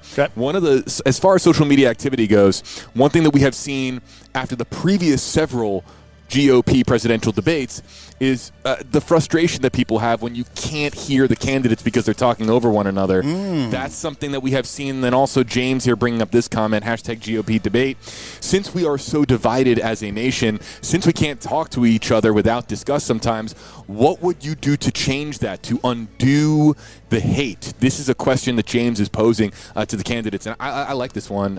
He's got the cat in the profile picture. As a fellow cat person, James, I absolutely loved it. But I agree with him as far as, look, it should be about the issues tonight. It'll be interesting to see. This is their fourth go-around at this now. How much of that sparring is going to be going on? How much of it will be about the issues?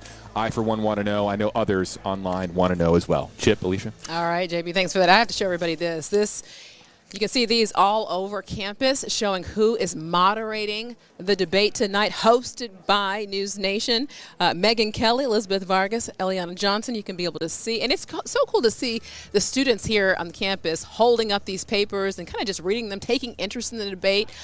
Speaking of taking interest, we've a couple minutes left, and we have Dr. Josh, who's going to be able to join us back here, who is a You know what? professor. I'm going to show it. I'm going to show the camera swinging around just so people know how. Okay, so you'll be able to see how this this is if I want to do the 2-shot, this one, do the 3-shot. Anyway, just a little behind the scenes. All access pass for you guys. It is. But Dr. Josh, we appreciate you being here with us, a professor at University of Alabama. Final thoughts? Absolutely. Well, we are getting excited about this.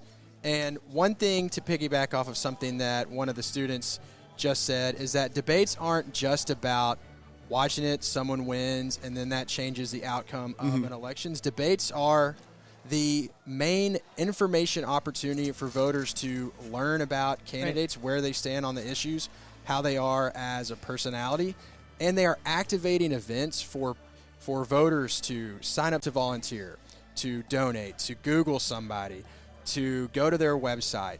And so this debate has an opportunity to activate young voters and Alabama voters who are Super Tuesday voters. So it should be exciting from that perspective. And then one other final thought, this hasn't been mentioned yet, but I'll be interested to see if they ask Ron DeSantis about the college football playoff. We are here in Alabama, and Florida State did not make it, and there's actually been Florida politicians who are talking about investigating the college football playoff committee. So that will be interesting. Oh, interesting. Will that be asked to Ron DeSantis, and how would he approach that, being here in Alabama, trying to win over Alabama voters? Hey, we got to give a shout out, though, to Alabama. Did you watch the Alabama-Georgia game? Of course. I mean, what? I'm not letting you know who I was going for, but it was an exciting game. Let's just say that. You mentioned something interesting with the delay of impact from the debate, where it's not like an immediate, and it's going to have some trickle as we get into the actual primary vote season. That brought my mind to the point of, okay, we still have 4 candidates who qualified, technically 6, well, 5 that qualified, 4 that are present, 6 that are still declared. Did I get all that right, everybody? I think that's right. Okay, good. One just dropped out. Give us the history of that in terms of. No, there's 2 that are still in. Okay. We talked about this last night. So 5 qualified, Asa Hutchinson, 2 that aren't here. So 7 total declared candidates at the moment. Asa Hutchinson is still in the race. Yep. Former President Donald Trump is not here tonight. But he's in the race. We have the 4 candidates. Yep. So I think that's 4, 5, 6. Brinkley, right? And then North Dakota Governor Doug Burgum just dropped out. Well, he of dropped. the race. Wasn't there? Binkley. Thank you. Assist from the side, because that's what we were talking about last night. My whole point in bringing all that up, sorry for getting distracted, was had you looked also historically as far as the caucus and then the first official voting for primary, how many candidates drop? Or has there ever been a caucus where a candidate didn't drop immediately after the Iowa caucus? Like, how likely are we to see it narrow in 39 days, basically. That's what we see, and that's what so many people on this show, like the chairwoman, were just talking about. Now that we have fewer candidates, we can get more in-depth, and so I imagine that as we get even past Iowa, we could have another debate with 2 or 3 candidates, perhaps. Maybe former President Trump would debate once it is just him versus one other candidate. That all remains to be seen, but we're going to see it all very soon. Well, we have some exciting things. It's going to be a showdown tonight because it is getting very, very serious. The candidates are going to have more time to be able to talk. I think that everybody's excited with the topics that they're going to touch on. But when you talk about the debates, as you just said, did you happen to be able to catch the Gavin Newsom, who's the governor of California, and Ron DeSantis in terms of that debate? That's where you're able to see those matchups of other debates, and that was considered the red and blue debate, but really getting those topics and those issues out for voters. Yeah. What's interesting about the Newsom-DeSantis debate, it reminded me of in 2020 when the second presidential debate was canceled and the 2 candidates, Biden and Trump, had dueling town halls. And so to what extent are we going to see more of these non-official debates? Right. Remains to be seen. To me, that's exciting because it's more information for voters to learn, more opportunities for voters to learn about candidates and issues. So it's exciting. I'm excited. We're ready. Roll Tide. Well, thanks for joining us. Yes, are you joining us in the Post as well? Are you hanging out for that? I am turning the lights off here. He's closing it down with us. All right, great. So we do need to touch on a couple of notes here before our first live stream ends. One, we are going to keep going with the live stream, but we're going to toss it over to a prepared special by our New York station, WPIX. That's going to go for the next hour, and then the debate will start. You will not see it on this live stream. Right. We want to make sure that you check in with News Nation. You can be able to see the full debate. And you can also 2024, a crucial election year is nearly here. See you guys later. We are more than ready for a new generation to lead us into the future. Tonight, the top Republican presidential candidates have one last chance to make their case to voters before the first caucus next month. If you don't do well in the first few states, you should get out of the race. The field dwindling down. Former Vice President Mike Pence today announcing he is suspending his campaign. Senator Tim Scott of South Carolina announcing he is suspending his campaign. North Dakota Governor Doug Burgum is now ending his presidential campaign. And the attacks ramping up. Nikki Haley, she's catered more to some of the more liberal, moderate elements of the party. This establishment in the Republican Party has lost its mind. As they try to emerge as the clear alternative to the frontrunner, former President Donald Trump. We're going to win the Iowa Caucuses. We're going to crush crooked Joe Biden next November. It all comes to a head in 1 hour on a debate stage in Alabama, and for the first time ever, live on the CW and News Nation. From your local election headquarters, this is Debate Night in America. Well, the stage is set, and in less than 1 hour, 4 of the Republican candidates will make their case to be their party's nominee in the 4th GOP primary debate. Yeah, this is a live look at the University of Alabama in Tuscaloosa, the site of tonight's showdown.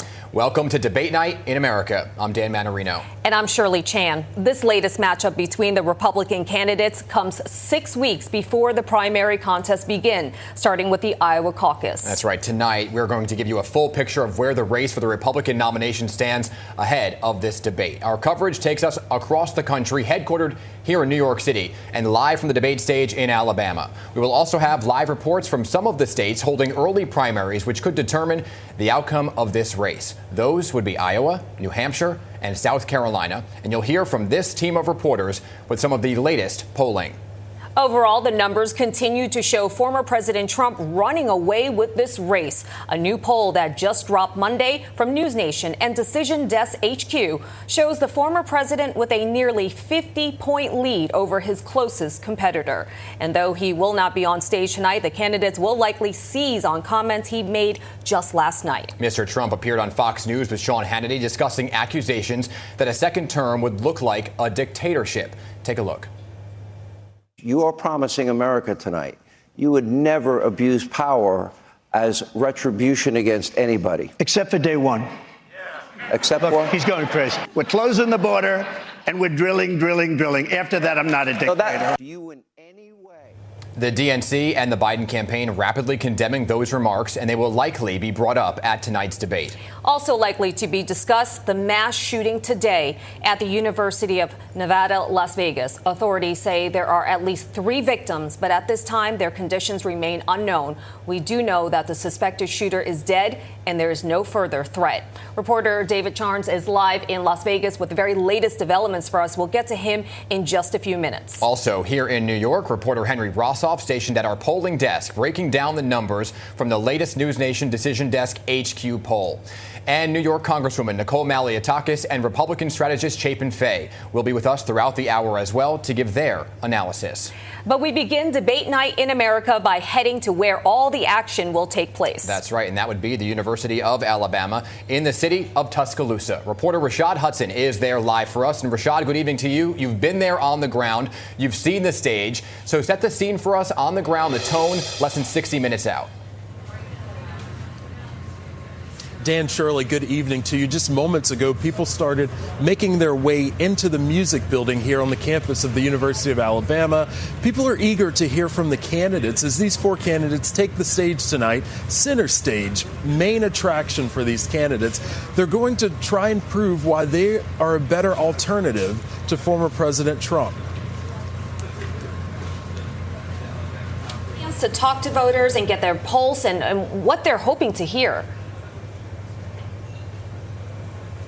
Yeah, people we've talked to just being here in the media tent, walking by. I talked to one person and he was telling me that candidates have got to prove specifics. They've got to talk about specifics tonight when they talk about their plan for the economy, the southern border, foreign policy.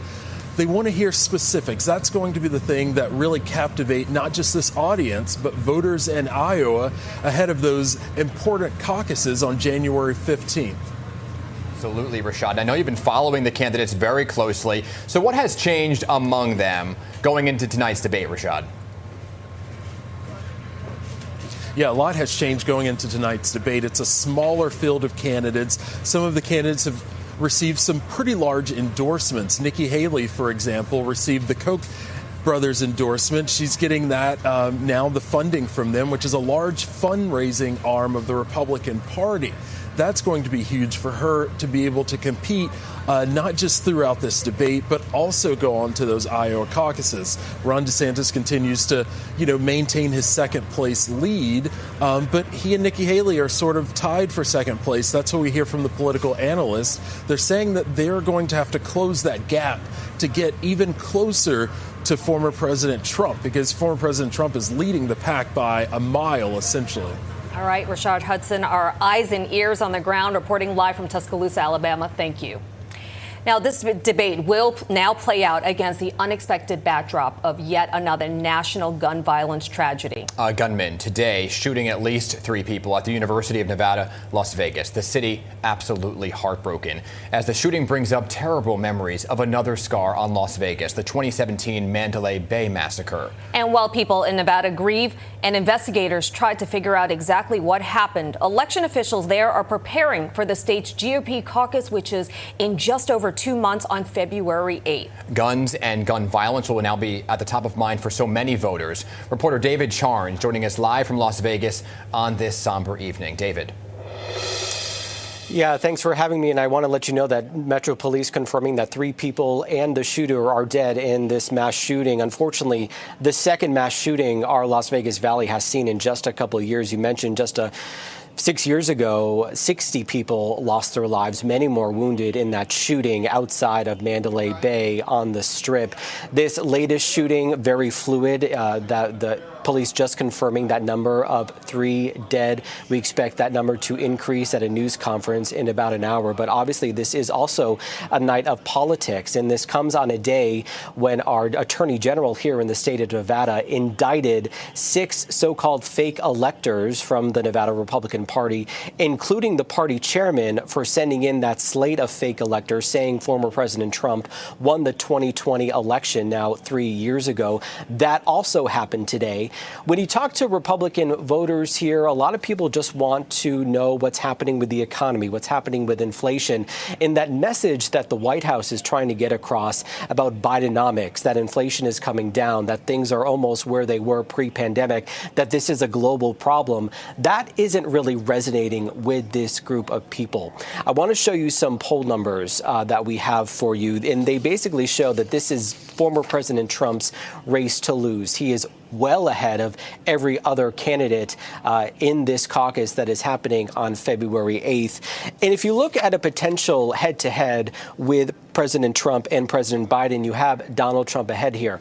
Now, one quick thing as I wrap up here is we're going to have both a primary in this state and a caucus. President Trump is on the caucus ballot for that caucus happening on February 8th. Nikki Haley and some other candidates are on the primary ballot, but it is the caucus that will count and send delegates to the national convention later this summer. Reporting from Las Vegas for Debate Night in America, I'm David Charnes. David, thank you. Yeah, one of the rare states that does both a primary and a caucus. And one person that we will not see on the debate stage tonight, the far and away frontrunner, former President Donald Trump. Once again, he is skipping the debate, instead attending a fundraiser in Florida. And the numbers show that the former president does not need the exposure a debate brings. The former president was asked about his interest in tonight's event while he was in Iowa yesterday. President Trump, will you be watching the debate tomorrow? No, I won't. I'll be doing something else. Democrats are funding Nikki Haley. Democrats are funding Ron DeSanctimonious. And everybody wants to run against Biden.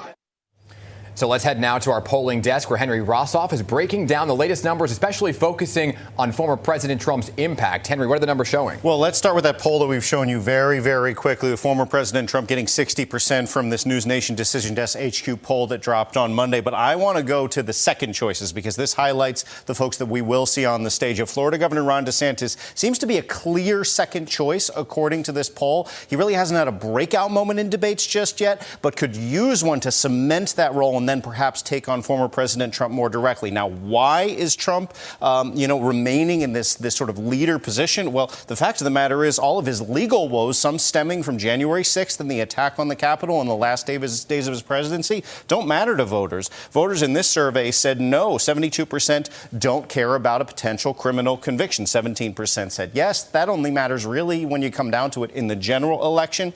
Others are really buying the former president's argument that former President Biden or current President Biden not legitimate at 63%. And then let's move on to the issues, because really tonight will be about the issues. We know Megyn Kelly and Elizabeth Vargas have promised to make it about the issues. Border security, the top issue for 52% of those surveyed in this News Nation Decision Desk HQ poll. Inflation at 30%, crime at 8%. That's incredibly low for a Republican primary, but this really shows where we're at right now. Border security and inflation, Dan, these are the important issues right now. Yeah, the numbers certainly tell a story. Henry, thank you. You'll be at the big board all evening. Let's now turn to our panelists, New York Congresswoman Nicole Malliotakis and Republican strategist Chapin Fay. So good evening to you both. Thanks for being part of this debate night in America. And Ms. Malliotakis, let me begin with you. You just heard Henry lay out those numbers, right?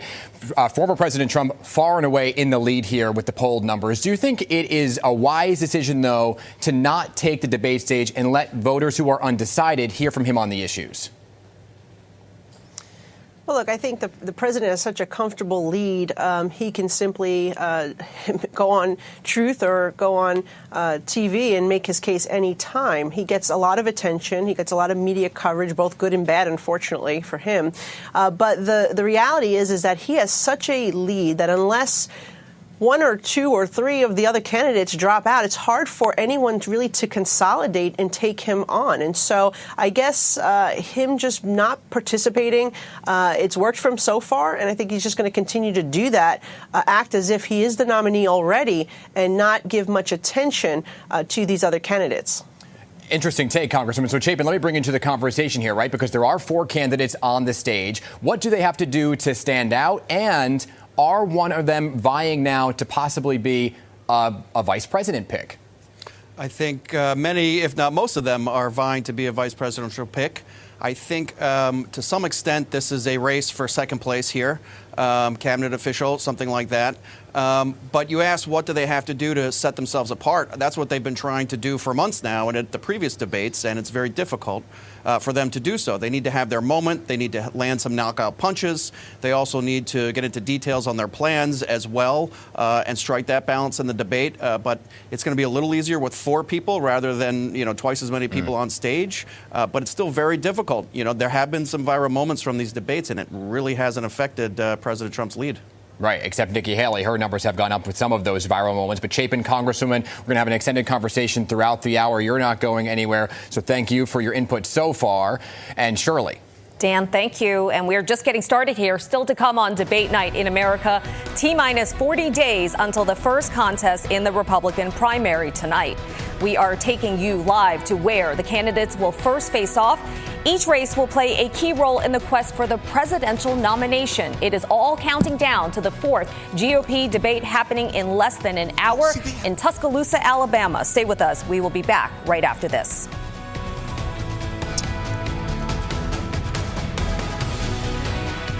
All right, JB and Chip Brewster joining you live from the spin room. So while WPIX is doing their pre-show debate, when they go to their commercial breaks, because all they're showing is black, JB and I are going to pop on just to let you know what is continuing to happen here actually in Tuscaloosa, behind us in the spin room, all around the hall. You've been wandering a little more than I have. The crowd has been picking up. Do you consider walking to the bathroom wandering? Absolutely. Okay. I haven't left this chair, but I haven't even turned around. Like, the crowd is definitely starting to pick up here in the spin room. It absolutely is. And there's certainly more of a buzz in the room, and there's certainly just this level of anticipation now that we are finally here, about 45 minutes away from the actual debate itself getting underway. And I don't know if we can take a live look here at the spin room, Chip, but it is certainly a room that is built for one single purpose: to have this debate. And there it is. You're looking at it, and you can see that more and more reporters have filed in.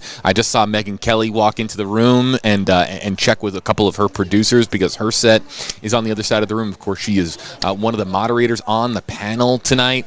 And so we're seeing, of course, various members of state legislature. We've seen a few congressmen, women coming into the room as well. It's certainly getting closer and closer to showtime. As a reminder, you can watch the debate tonight on News Nation or your local CW station. Check your local listings, of course. A major event, of course, for News Nation, a major event for the RNC.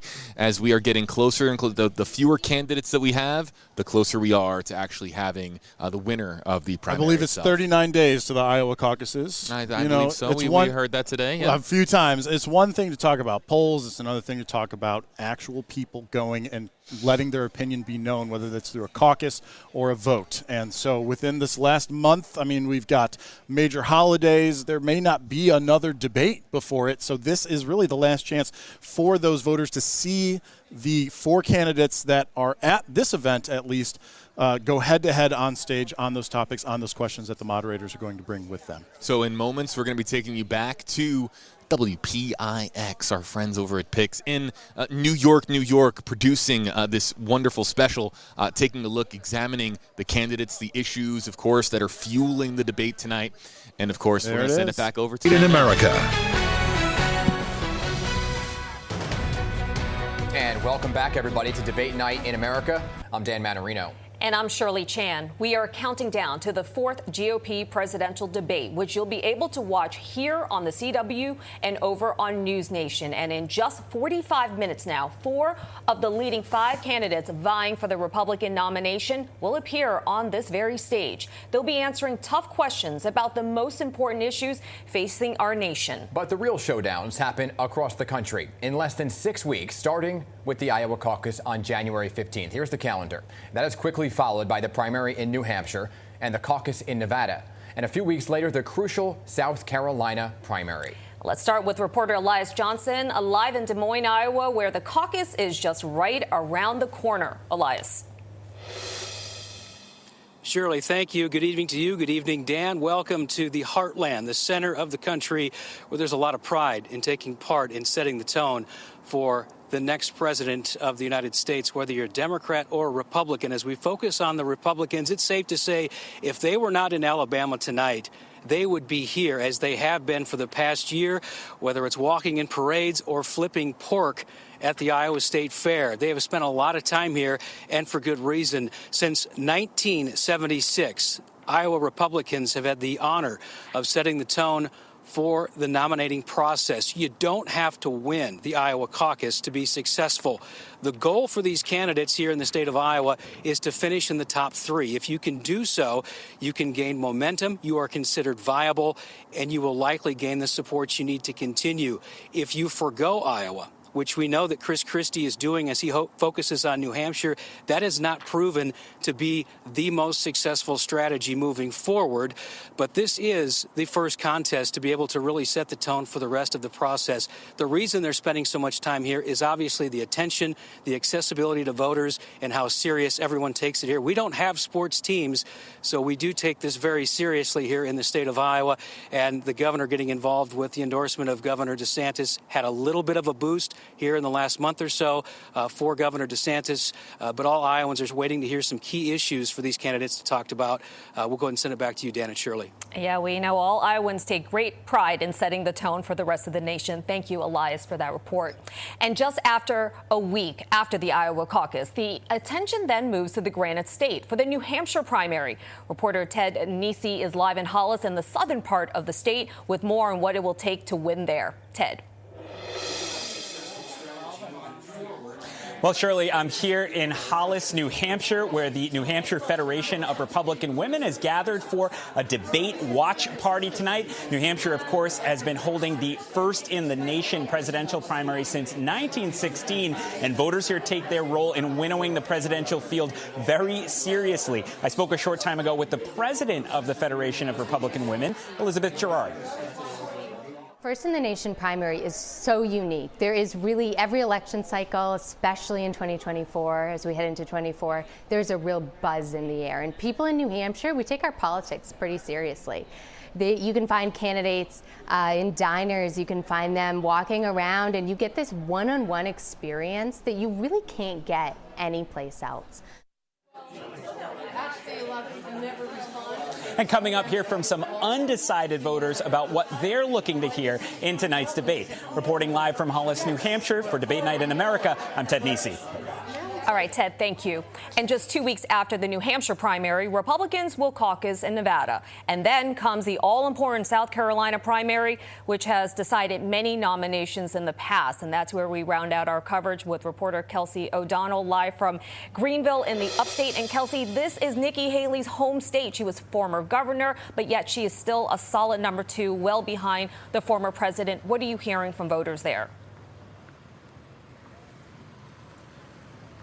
Absolutely, all great information. We'll get to that in just a minute. Well, here in South Carolina, the winner of the Republican primary has gone on to win that nomination here for the state of the Republicans here in South Carolina in every cycle since 1980, with exception to 2012. Back in 2016, former President Donald Trump won that cycle there and then went on to obviously be our president of the United States. But right now, in recent polls, he is a very strong frontrunner. If you take a look at those recent polls there by Winthrop University, that margin of error is 2.4%. And do you want to note, South Carolina has open primaries, which means anyone can vote regardless of their party's affiliation. Again, we mentioned former President Donald Trump, a very strong frontrunner.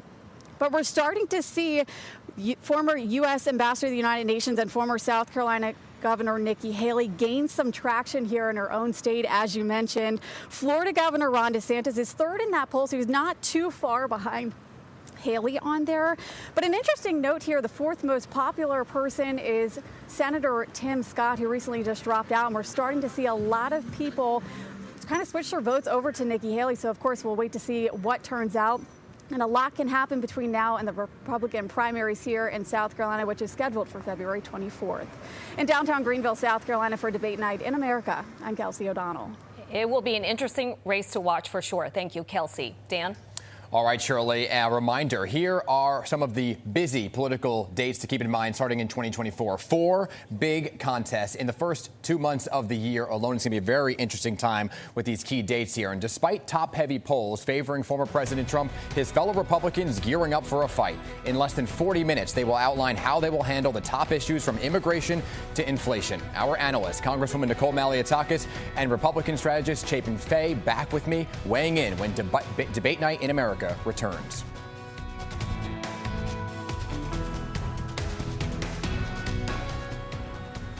And while WPIX goes to break, JB Biunno and I back here in the spin room in Tuscaloosa, keeping you company while you watch that pre-show debate special that our sister station is putting on up there in New York. And we are here on the ground where the action is now 37 minutes away from taking to the stage. I want to know what people are saying out there about the number one issue they want to hear from tonight. YouTube Live, you guys know you participate in our live streams all the time. Facebook Live as well. Yeah, the number one issue for people, I would love to hear from you. You can use hashtag GOP debate or just file your comment in on the live comment section. I'll be looking for that here over the next couple of minutes. Yeah, that's actually a great note. Even though we're not officially the live stream at the moment, we're just filling this time. We are still watching those comments. We are still being interactive. So let us know if you've got questions, if you've got specific topics that you're looking for more information on. And in fact, that will help us prep for that post-GOP debate live stream that we're going to bring to you. Let's go ahead and recap. How can they watch the debate itself? And then when should they tune back in to catch our after-the-fact live stream? News Nation is going to be, of course, the home of the debate tonight. You can find that by checking your local listings. That, of course, available coast to coast across the nation. And then, of course, your local CW affiliate. So if you don't have traditional cable television and you're trying to watch it perhaps with an antenna at home, you can pick up your local CW station over the air, and you can watch the debate tonight. I know that there are a lot of cord cutters out there who maybe do not pay for TV in the traditional sense, so being able to use, there you go, being able to use your antenna at home. I have an antenna. I use it. It's great. It does pick up my local CW station. Same. So it's another option for you as we get ready to return you to picks in New York. Chip. And after the live event, so that's 8 o'clock Eastern, 7 o'clock Central, we'll pick up with our post-debate live stream right here where you're watching us. So that, of course, is 10 o'clock Eastern, 9 o'clock Central. And we are in the spin room, so we're really hoping some of those candidates stop by. Chris Christie promised us, so that's a thing. Maybe we'll follow through. And then we've got word, Alicia, who I was doing the main live stream with, knows Nikki Haley well, has been in discussions with her camp, quote-unquote.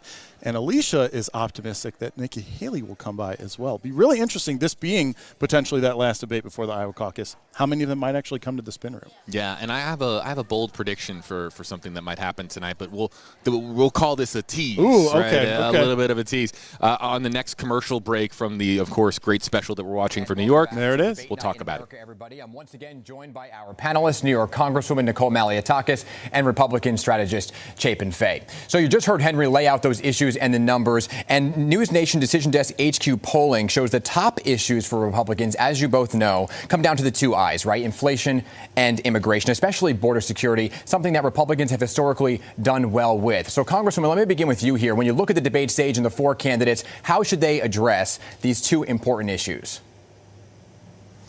Well, first and foremost, immigration by far has become a big issue because Biden put in place executive orders that have allowed for an unsustainable and unsafe flow of individuals into the country. We're even seeing cities like New York where voters are overwhelmingly Democrat, saying that they are very upset with the issue of an open border. And so I think that this is a real issue where Republicans can gain a lot of steam.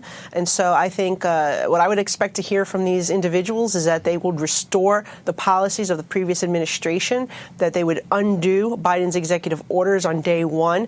President Trump's already said that, obviously, but they certainly can also have a balanced approach, right? We are a welcoming nation. We are a nation of immigrants. However, we want people to come the right way, following the proper protocols, not to be paying the drug cartels thousands of dollars to smuggle them in. So let me ask you, Chapin, really quickly here. Do you think they need to stand out on their own policies, or do you think that they will go back to former President Trump's policies and try to align themselves with that on these 2 key issues? Well, I think it's a little bit of both, and that's the trick, right? They can't just sit up on stage agreeing with President Trump the entire time, though he had the right policies. The previous administration had better immigration policies than this one.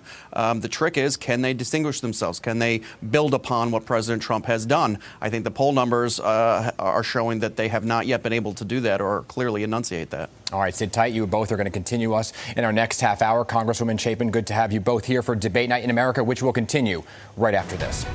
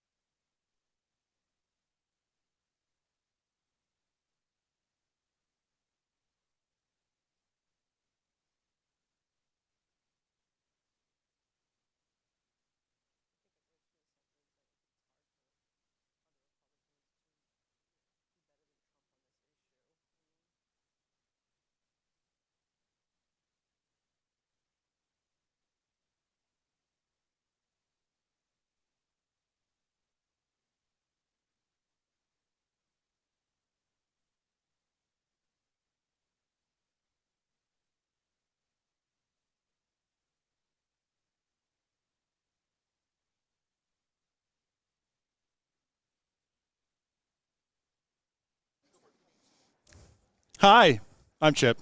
This is JB. He's coming in. Sit on down, buddy. There you go. Oh, I got to hit this button now. There we go. We're here.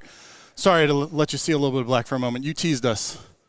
You teased us with the thing. Do you remember? And I'm sitting here with Alicia, too. She's over there. I'm gonna fill you guys in on a little bit of my bold prediction, if you will. Yes, that's right. I do not believe, as of yet, we have had that one debate moment that's like break the internet. I think we're going to get it tonight. Oh. I do. I think that there's going to be like that one. I don't know if it's going to be an exchange. There have been, don't get me wrong, there have been major moments in previous debates. Yeah. But the one moment that I think we're getting it tonight, like the one that will live in infamy on TikTok, something is going to happen tonight is what I'm getting at. And I'm very curious to see what it is because the stakes have never been higher. With the candidates dwindling down to the number being 4, we'll see exactly what happens today. I like that. Do you have a prediction as to who will be a part? No, I just think that there's going to be a moment of pure fireworks. Boy, if I had to... maybe more than one. We'll see. That's true. The race for the Republican presidential nomination We'll throw you back heating to up. them. Former President Donald Trump holds a commanding lead still. Smash Mouth campaigning in full swing. Haley calling Ramaswamy scum. He at one point called her Dick Cheney and 3-inch heels. A crucial moment for the candidates is just 30 minutes away. If anybody's going to slingshot in Iowa or New Hampshire, now is when it begins. What voters are looking for is who can beat Joe Biden in 2024. From your local election headquarters, this is Debate Night in America. All eyes on Alabama tonight. This is a live look at the University of Alabama in Tuscaloosa, host of tonight's debate, coming just weeks before voters head to the polls for the primaries and caucuses. The candidates face off there in a half hour from now and also right here on the CW and over on News Nation. But Republicans across the country are watching to decide if one of the 4 candidates on that stage tonight will get their vote. This is a live look, by the way, at one watch party in Hollis, New Hampshire. And if any of the candidates on stage tonight hope to surpass former President Trump, a lot of minds will need to change. Take a look at these numbers right here. He is dominating the field with 60% of the vote. Good evening and welcome to Debate Night in America. I'm Shirley Chan. And I'm Dan Manarino. And tonight we will watch 4 of the candidates make their case to voters. Governor Ron DeSantis, Nikki Haley, Vivek Ramaswamy, and Chris Christie, who just made the cut for tonight's debate. We are joined tonight by our panelists, New York Congresswoman Nicole Malliotakis and Republican strategist Chapin Fay. 2 of the debate hosts tonight, Elizabeth Vargas and Megyn Kelly. Let's hear how they prepared. We're going to really press these candidates for the specifics, the details to those talking points that they've been repeating on the campaign trail and sometimes on the debate stage. Now we have the chance to go more in depth with each of these candidates and really hopefully spark a real debate between them. What makes the difference between an okay debate and a great debate is every question should be a fastball. No one should get a pass. This shouldn't be an easy experience for them. It should be fun for you at home watching it. You should be learning, you should be into it, you should be enjoying yourself. They should be on their toes. They should be And we will see if they're on their toes. For a further look behind the scenes, I spoke with News Nation's political director, Chris Steyerwalt, earlier today. He told me all about how the team decided what to cover in tonight's big debate. So, Chris, thanks for joining us tonight. Obviously, you've been in the room where it happens, crafting the questions with the moderators, right? A lot of top secret things going on behind the scenes. So you've been around for these debates for quite some time. What can we expect tonight in terms of questions and topics? Well, you're making me feel old, but yeah, I have been around these debates for a long time, been part of putting them together for more than a decade, and I can tell you that this is going to be a good one.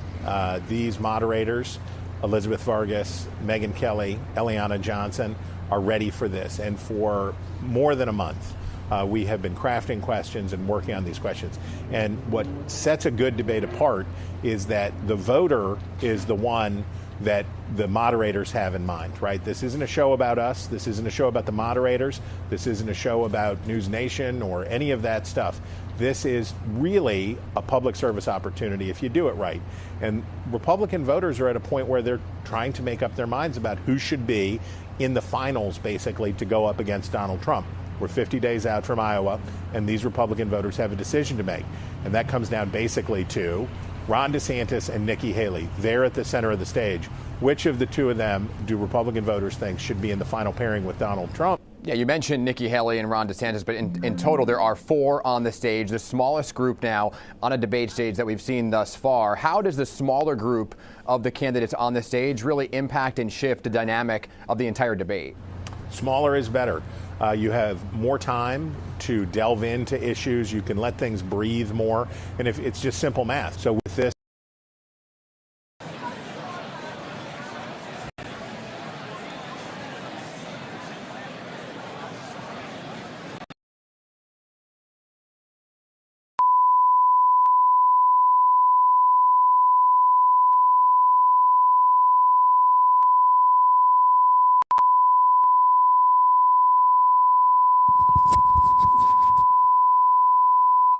Sorry for anybody that is seeing that technical difficulty. We are attempting to get some video into our live stream setup and disrupted that one. But it appears, no, that's still Rashad. So you got to find the Picks one. So we are working to get the routing back set up so that you can continue to watch the WPIX pre-debate show. Again, that is running for the hour preceding. So here we are, about 25, 26 minutes until the debate. And once we get that routing set back up, we'll continue to watch their pre-debate special.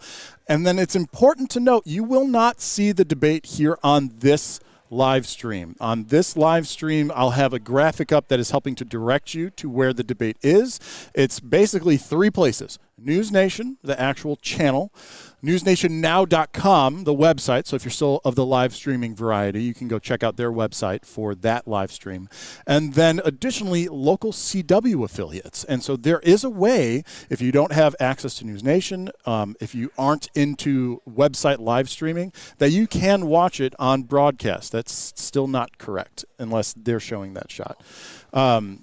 The CW affiliates, so those of you in the Eastern time zone and in the Central time zone, those will happen live. So this at 8 o'clock Eastern, 7 o'clock Central, you'll be able to watch it there. For those in Mountain time zone and Pacific time zone, they are going to air it on the CW. However, there's going to be a time delay to that effect. I'm noting in the crawl at the very bottom here that it varies by time zone.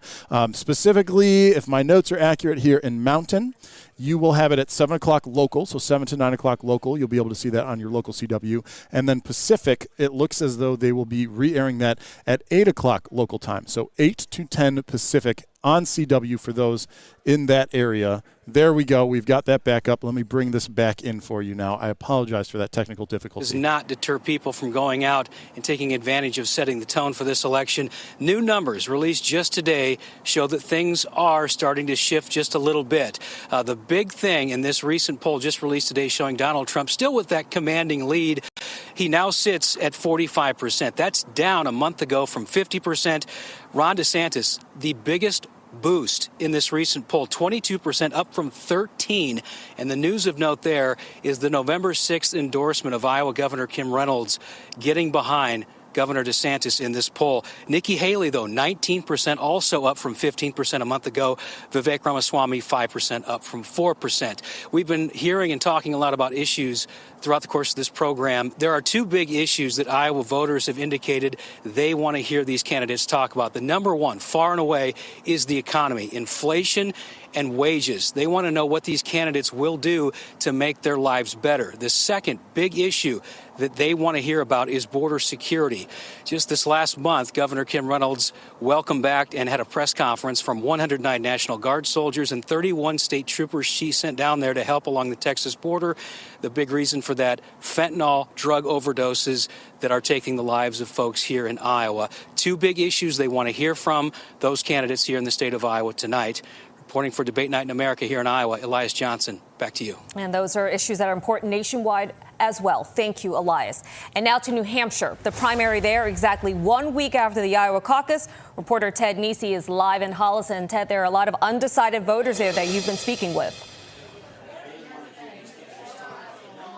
That's right, Shirley. We're here in Hollis, New Hampshire at the debate watch party being hosted by the New Hampshire Federation of Republican Women. Polls show Donald Trump has a strong lead in the New Hampshire primary, with Nikki Haley now in second place. Tonight, we spoke with several Republican voters to find out what they're looking to hear in the debate. Usually at this point, I know who I'm voting for. I'm one who takes the time to do your research. I go to as many events as I can. You take in what they're going to say. And usually by now I'm like, yep, this is who I'm voting for. And right now I'm like, I don't know. We have some really great candidates out there.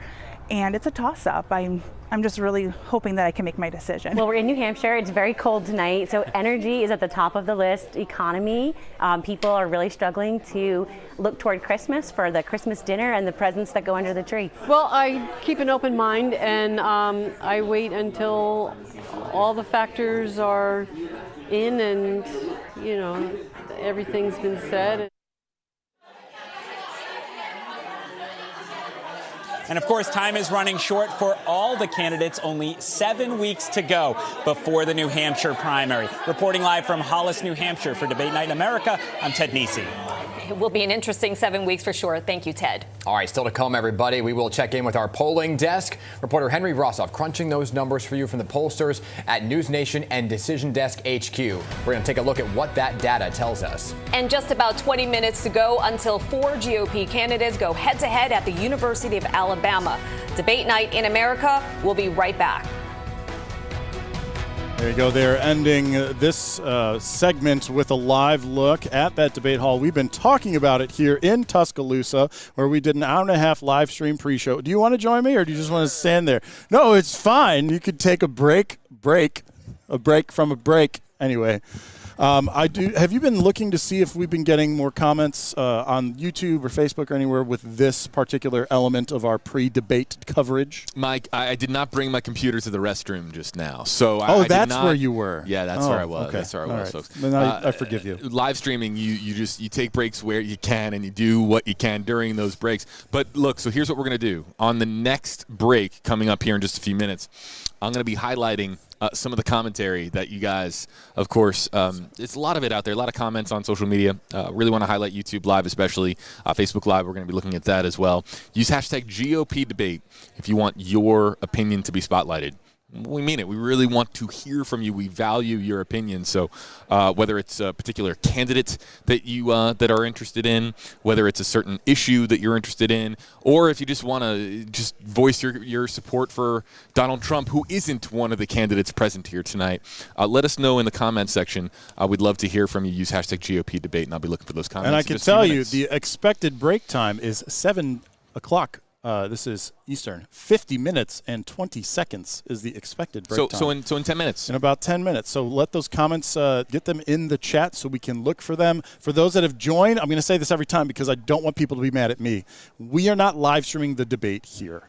I'm sorry. So once that debate starts, newsnationnow.com, News Nation, the channel, or your local CW affiliate, and it is time delayed for both Mountain and Pacific. So everyone else, Eastern Central, you pop on CW, you will see it there.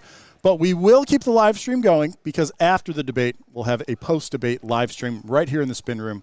Have no idea how long it's going to go, who we're going to get. So half of the fun, guys, is the unknown. So you watch us live just to see what happens. That's what I'm going to do. I'm going to watch us live sitting here just to see what happens. And the debate, too, while it's on television, while it's on News Nation, while it's on CW, you guys can use the YouTube stream as a comment section to chat back and forth. So we're going to keep the stream up so we continue to talk with you guys, and then we are back, of course, at 10 o'clock Eastern, 9 o'clock Central to break it all down. We can't wait. And we actually have a story for those that do watch the debate that is asking your opinion as to who won.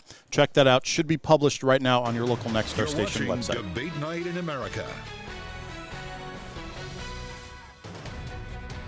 And welcome back to Debate Night in America, everyone. We are a little more than 15 minutes away from the Republican presidential primary candidates squaring off live right here on the CW and over on News Nation. Yeah, let's recap where the race for the Republican nomination now stands with a quick look at the numbers, issues, and fundraising. Reporter Henry Rossoff has been breaking it down for us. Henry, first remind us, what are the latest numbers in terms of polling? Well, former President Donald Trump dominating this field as of now. That's why tonight is so important for those on the stage. He's getting 60% according to this News Nation Decision Desk HQ poll. I want to show you the second choice polling that was done in this same survey. It shows Florida Governor Ron DeSantis with a sort of clear advantage, but he's yet to have a breakout moment on a debate stage. So tonight would be a really big step to him, perhaps making it a little bit closer in Iowa, South Carolina, and New Hampshire, some of the states that we've been highlighting, Shirley.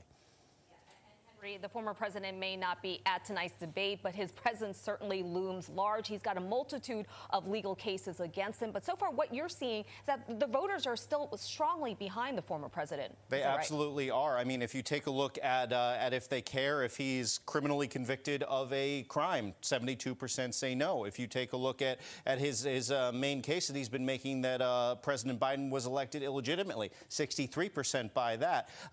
These may be some general election problems for him, but right now in a Republican primary, he's sitting really, really well. All right, Henry, I know you'll be crunching the numbers for us all evening. Thank you so much. Dan? Well, right now I'm sitting down with New York State Republican Chairman Ed Cox. And Mr. Cox, thank you for being part of the big show here tonight. Good to be with you, Dan. A lot of discussion about the identity, really, of the Republican Party. You just saw the numbers right there with the former president far and above in the lead right now. Other more moderate Republicans trying to break through in this cycle. So for a Republican or a voter, what do you need to look for to break through in the 2024 election? Well, the issue is always the president in the general election. And the opposition is being critical. So it's not so much what the opposition is, it's where the president is, where the economy is, and those are the things that would decide the general election. So I want to talk about two big issues, because you're bringing up some of the issues, right? And take a look at this News Nation Decision Desk HQ poll, which shows 60% of Republicans say they do not believe President Biden fairly won the 2020 election. A lot of talk about trust in the system. So how do you manage the mistrust in the electoral system? Well, you had the same problem.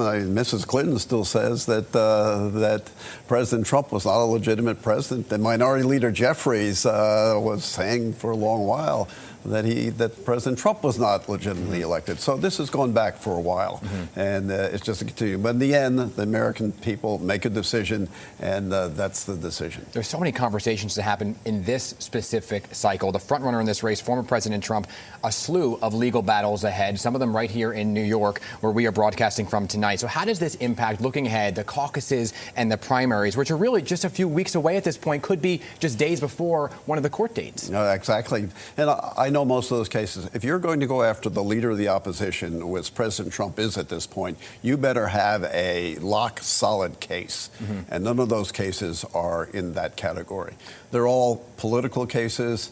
They're dragging up old statutes to use or statutes that really don't apply to the situation. I've looked at each of them carefully as a lawyer, and I know the background on some of them very well from my experience as living in the White House and being a part of the presidential papers issues. And none of these cases are that kind of a solid case that should be brought. They're all political cases. And that's why some voters may be saying, well, we're still going to support and him. That's why Republicans generally, even if they don't like Donald Trump, they are gathering around him and saying, wait, on this issue, we support him.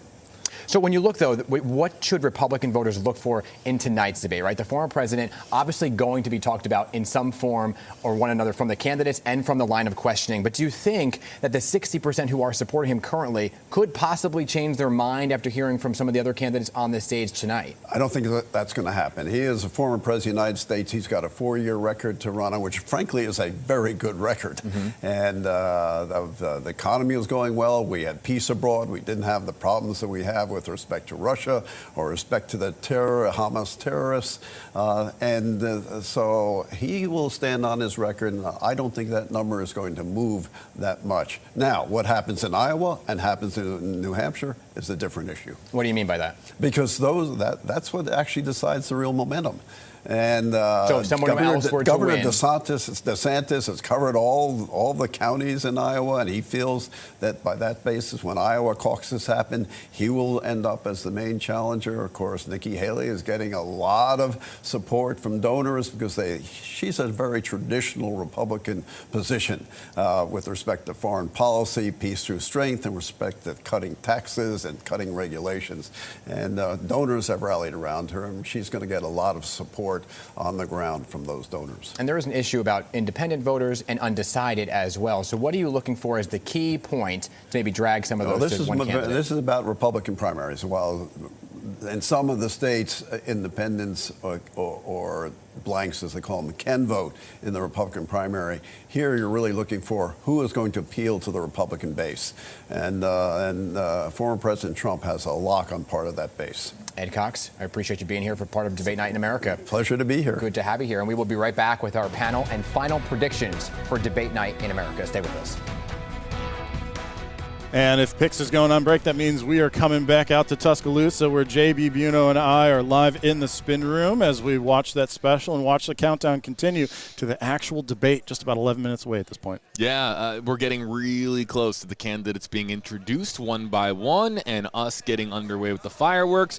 But speaking of fireworks, our comment section. We are here to spotlight your comments. So want to see what some folks are saying out there. Just to prove that we are spotlighting your comments here in real time, here's Jiffy's comment in the YouTube Live comment section. That's what I got really pulled up right now is YouTube Live. Hashtag GOP. I'm going to say, is our economy saved? Vote Quebec. That's very, of course, super interesting to hear some support for Mr. Ramaswamy. And we'll look here at some of the others as they come in. Just while you're looking at that, you can look over his shoulder a little bit. Obviously, more people starting to come into the spin room as the debate gets closer. Audio is starting to be pumped. I can actually hear what is happening in the debate hall right now as they sing the national anthem.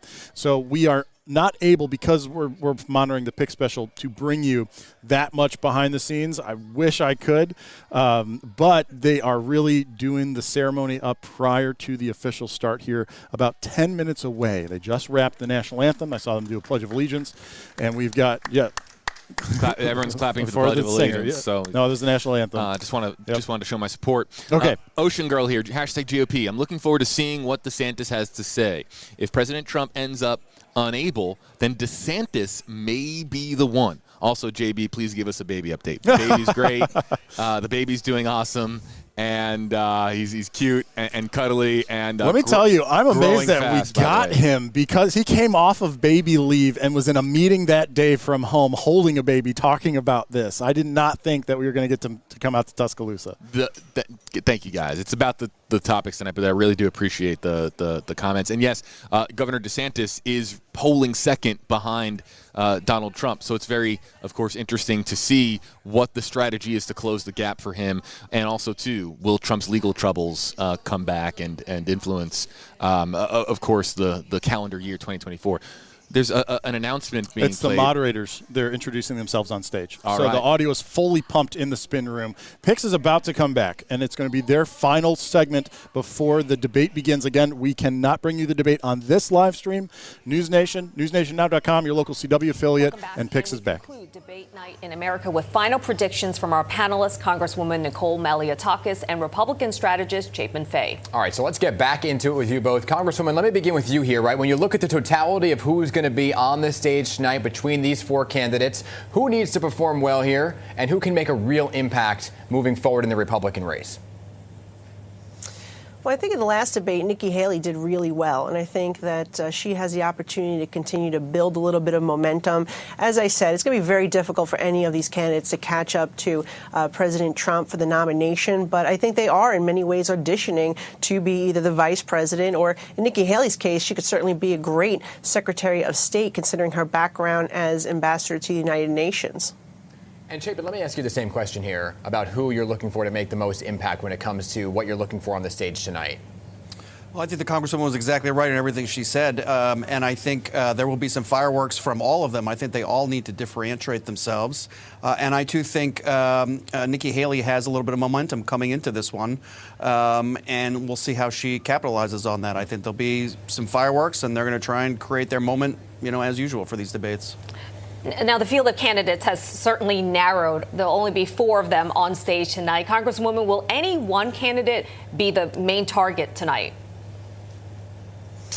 It's hard to say at this point, but I think whoever's going to be doing well is going to be the target. I think Nikki Haley, quite frankly, has been the target and will continue to be the target. I think what's really important tonight is that they focus on the major issues. And we talked a little bit about immigration before, but I think the other big issue, as was mentioned, was the economy, right? We're paying higher for gas prices right now. Mortgage interest rates are out of control. People can't afford to buy their first home if they're a young family, or even keep their home if they're an older family.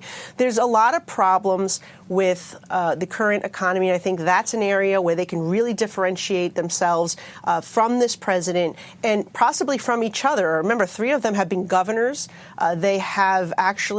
They should be talking about their credibility and what they've done as a governor to get their state on track. I think that's something that could be very well the case in Chris Christie's example, inheriting his state from a Democrat. But I think at the end of the day, the people want to hear, how are you going to make life more affordable in the United States? How are you going to make us safer? And how are we going to get this out of control southern border back to be secure, so we're not seeing the type of fentanyl flowing into this country, killing Americans, and we're not seeing this unsustainable migrant crisis, which is hurting Americans in the pocketbook, because at the end of the day, they're paying for it. And Chapin, let me ask you the same question. Will there be one candidate tonight who will be the likely target of the other 3? Well, I think they've proven that throughout the course of this campaign, they've gotten into fights with each of them, all together.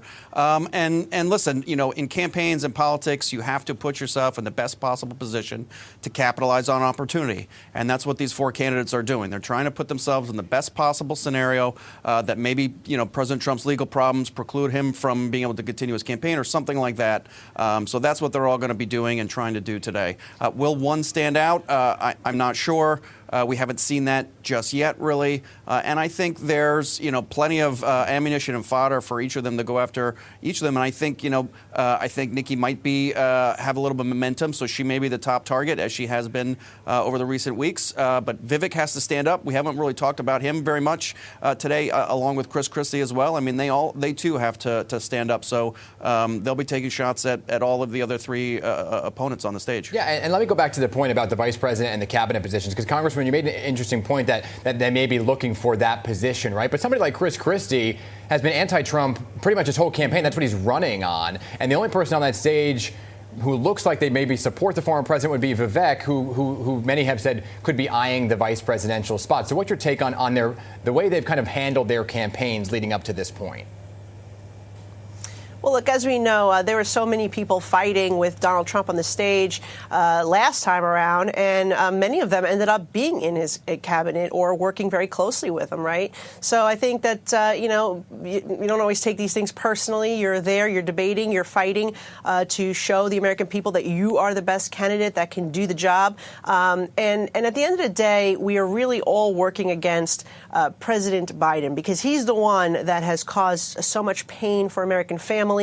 His agenda, anti-energy agenda, has increased costs on American family. We are less safe because of our open border. We are seeing fentanyl killing more Americans than ever before. And so I think that there's so much that will unite this party following all of this. When the dust settles and we figure out who is going to be the ticket, I think that it'll be a ticket that we can all rally around because, quite frankly, we have to win this election because we cannot afford another 4 years of this president's policies that have made America so less affordable and has made the world, quite frankly, less safe. We didn't have these types of international situations that we had under the previous president. Congresswoman, we're going to have to leave it there because we are up against the clock for the big debate. So, Congresswoman Chapin, appreciate you being here for your insight on debate night in America. And we appreciate you at home for watching as well. And thank you to all of our viewers for watching. I'm Shirley Chan. I'm Dan Manarino. The Republican primary debate hosted by News Nation and the CW. Big night here begins right after this break. Good night. And just to reiterate again for those that are watching this live stream, the actual debate will not be carried on this platform. So anyone that has been finding us on YouTube, on Facebook, any social media, if you are on a Nexstar station website that is not, importantly, newsnationnow.com, this live stream, it's going to stay live. You will not see the debate here. You will see a post-debate analysis when we come back live from the spin room at 10 o'clock Eastern, 9 o'clock Central Time. I guess we could call this, if you're finding us specifically on YouTube Live, Facebook Live, we're about to end the stream. YouTube Live. If you found this live stream, consider this your official chat room of the debate itself. I do like that because it's not going to be on YouTube anyway. That's right. So you won't be able to that's find a great it idea. Outside of News Nation, newsnationnow.com, the News Nation app, or your local CW television station, whether that be over the air or through your cable provider. So that's really the only way to watch the debate. You will not be able to watch it here on YouTube or just on any social media platform unless someone's pointing their phone at the screen on TikTok, which happens all the time. We know that. But really, this is going to be an active chat, a chat that we are going to be monitoring because your comments might be able to be included in our post-debate live stream, which is right here where you're watching right now at 10 o'clock Eastern, 9 o'clock Central. The moment the debate is over, we're back live here in the spin room. We're bringing on candidates. We're bringing on various folks, experts, and we're going to be hearing from you as well by interacting with you live on social media, bringing in your comments, spotlighting them on screen. And then we'll also have highlights. So if you don't want to sit there and watch the debate for 2 solid hours. You want the big moments only? Yeah. Come here. This is the place to be, 10 o'clock Eastern, 9 o'clock Central. So we are 1 minute away from that scheduled start time. Again, News Nation, newsnationnow.com, your CW affiliate. I'm going to go ahead and switch this thing over unless there's anything else you wanted to bring in or bring up. No, I just look forward to everybody because really, who wins the debate? That's a question that we're going to be tackling tonight in the post-debate live stream. And that's a good one last thing to plug. We have a story right now with that exact poll that you can vote in. Check out your local Nexstar site. Search that story out. Cast your vote in our unofficial Nexstar poll, and then we'll have those results for you in our post-debate analysis as well. You know what's fun? What? That we are finally seeing this, this countdown clock right here finally get down to 0. Yeah, it's like New Year's. But I'm going to hit the button. Should I do it now or should I wait? Should we get to 0? We got to wait for get to 0. One last time, Chip, Alicia, myself, we will be live at 10 o'clock Eastern, 9 o'clock Central, right here to spotlight who you think won the debate. Are we going to restart Facebook for that? Yes, we will. So there you go. So if you are on Facebook, look for this again in about 2 hours. Have a good debate, everybody.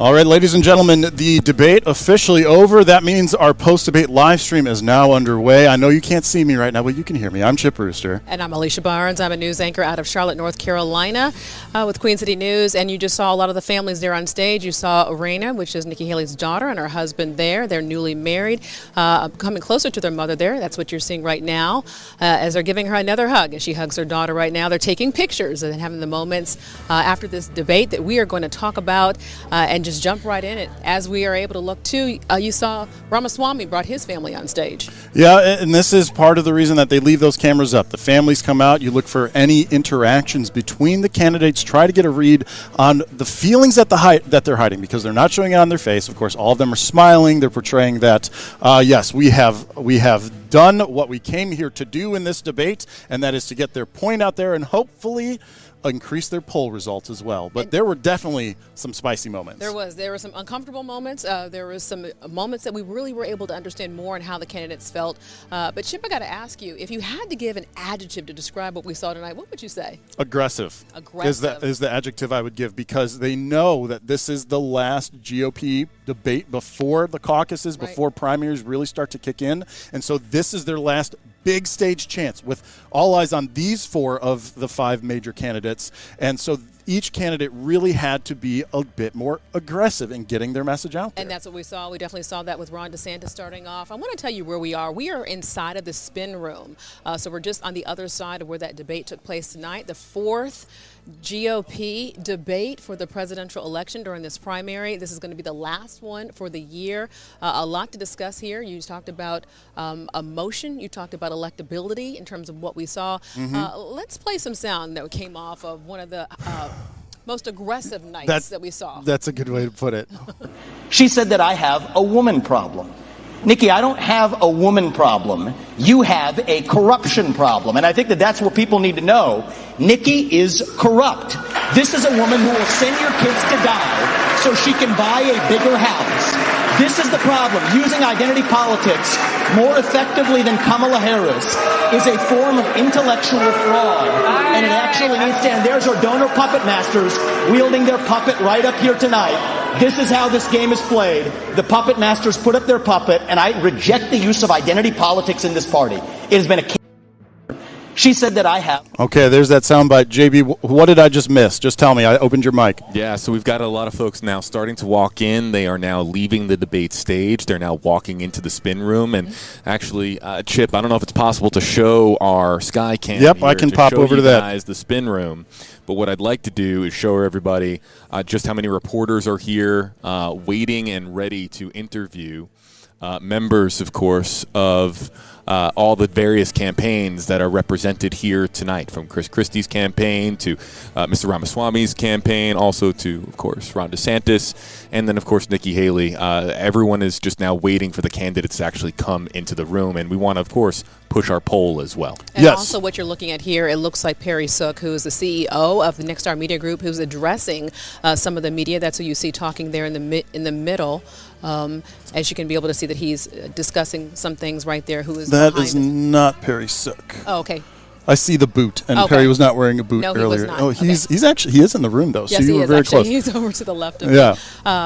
But when you look at that sound that we just heard there of the exchange between Ramaswamy and Nikki Haley, very intense. And I know that props are not allowed. When he held that sheet of paper up, I think that that's something that we're going to be talking about tomorrow. Just that back and forth between them.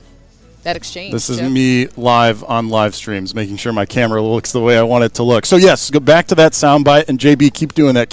I'm going to leave your mic open. Okay. Yep. Okay, great. Yep. So if you hear or see something, let us know. So let's go back to that soundbite. I don't want to play it again, but I'm going to put it back up just so that way we can see the visual piece that everyone was talking about, which is that sign. We mentioned it's the most spicy part of the night, probably. It's already making the rounds on social media. And someone said it. I haven't seen it, but apparently there is a post out there that he had this sign made in advance. So that there was a plan, a clear plan for him to do this at this moment. And this is just kind of typical Ramaswamy tactics that we have seen in the last 3 debates. It really as was. well. I mean, we've been following these debates. This is the fourth debate. I felt like we picked up where we left off. But one of the things that we talked about, we're going to bring in our guests right now, too. We have Dr. Josh Brantlett, who's a professor at the University of Alabama. He's going to join us here. This debate really kicked off, Dr. Josh, when you talk about electability. I felt like it started with electability, it ended with electability. And it really, you saw Ron DeSantis come out very, very strong. What were your thoughts? Right, well, thanks again for having me. And I would say that electability would be my word for the night. It was the opening question from the moderators, and it was invoked again in the closing statements by the candidates. And electability is so important in primary campaigns as we're getting closer to Iowa. That is something that the candidates wanted to emphasize. I also noticed you said aggressive. I would say candid and loose. Okay. It might be that they just know each other more, so they're more comfortable not just around each other, but more comfortable going after each other. I did think that there was more candid looseness from the candidates on the stage tonight. That's a fair point. And you know what? We actually have a poll to try and assess some of what our viewers are thinking out there. So there's a poll live right now up on all the Nexstar Media or the Nexstar Media Group sites. I can even show you. I've got it all pulled up so we can see exactly where we're at right now. Let me refresh the page. So this is a live look at who is clicking. So very informal. Yeah, it is live. And as I mouse over it, Nikki Haley in the lead, 86 votes. 24% to Vivek Ramaswamy at 60, 22.6, Chris Christie, 56. So right now in our poll, very unofficial, very early in this, Ron DeSantis is actually the trailing candidate from tonight's GOP primary debate. Professor, how do you feel about our very early, very unofficial results so far? Those are super interesting, and it looks, outside of Haley being in a lead there, it's pretty even. So what I would say there is that based on every candidate getting a sizable amount of votes in that poll, that everyone came out better from this debate. That might be interesting take. Yeah, that might be a takeaway. At least with, again, this is with GOP primary voters. Right now, there will be moments that might be interpreted differently by Democratic voters. All right, so the debate just wrapped up, and I have to be able to take you to be able to see live what's going on here in the room, just to be able to see the sheer cameras and media who were here. I cover North Carolina and South Carolina, so I'm not getting this wrong. I definitely see Congressman Ralph Norman. Well, here comes Vivek who's behind Ramaswamy. me. Yes, and now Mr. Ramaswamy has come into the spin room, and we're going to see that he's going to probably go over to News Nation and do an interview. JB is adjusting the camera right now. You're going to see him for yourself. There he is right there, entering the spin room, walking directly behind myself and Alicia, and pointing at the News Nation set. So this is the way it's going to work in our post show, by the way. News Nation gets anybody first. This is their party. Listen, I am not trying to knock them for that. No. This is their party. And then we are hoping that they can then be directed over to our setup. And there goes Chris Christie as well. Didn't mean to talk over you. No, it's totally fine. And Chris Christie promised Alicia earlier. He definitely did. And but we definitely want to also follow the rules to be able to make sure that he visits with the News Nation before he is able to come over through us. I don't see Chris Christie within my line of sight. Now he's passed you by. He's over he did. that Okay. way. Yep. Okay. But you can be able to see this is very fluid. There's a lot of action going on. This is where all the candidates now are making their way. And to give you kind of a proximity as to where the debate was tonight, I would probably say it's like maybe 2 minutes in terms of walking. But there's a lot of people outside. Well, and that's for them. They probably take some back room exit. So maybe a 5-minute walk plus their entourages and whatnot. So it does take a little bit for the candidates to get over here, but we've seen 2 of the 4 now. And this, for me, this is the spin room appearance that I was saying, more likely to see the candidates than not, because it's that last GOP debate of the year, likely last one before the Iowa caucuses. And so any chance that they have to push their message more, I don't think that they necessarily look like they lost, which is always a balancing act. Do you go to the spin room? And if you do, will it improve the perception, or will it make people think, oh, you were concerned about your perception on that stage? We're going to keep it on this view right here, I think, for a while, just to be able to let everybody really kind of take this in. It's really exciting to be here in the spin room and to be able to see who walks by. Are you able to zoom at all to see Christie over there? Yeah, I can. I'm going to work on that at the moment. And we'll also keep an eye on who's coming and making their way this way when they do, and they join us here on set. But right now we have Dr. Josh Branham, University of Alabama. Let's still talk about this debate. What were all the highlights that you were able to see? There's a lot to take a deep dive, and specifically with Ron DeSantis. Let's start with him first. He's polling as the top candidate of the four who were on the stage tonight, but Nikki Haley is definitely decreasing that lead that he has. Right, so I could get super nerdy and talk about Aristotle and ethos and credibility appeals, but that is something that he leaned into, talking about his record as the governor of Florida, what he has gotten done, talking about his time as an attorney, and that is something that he focused on. He also, unprompted, talked about student loan debt and offered solutions for young voters, and so that was something that I was looking for ahead of the debate. Coverage and conversation on young voters. There was one question from the moderators on housing. And you're kind of zooming in here to be able to just kind of take in a look at the room around the spin room where we are. You can just be able to see the sheer amount of media who are here. So what you're looking at here are all the different media outlets. Of course, next to us is the host of tonight's debate, News Nation. And Dr. Josh, one of the things I really want you to talk about now is it seemed like there was a shift in this debate tonight. It came out very strong. Chip talked about it being very aggressive. But then after that first commercial break, I felt like things died down a little bit, almost as if they got some advice to say this sparring is not working. We need to be able to hear more about what you feel and your topics. And Chris Christie really brought that point out. He said, you know what, we're 13 minutes in, we're 15 minutes in. He was almost like the time check to find out where are we in terms of topics. Your thoughts? Right.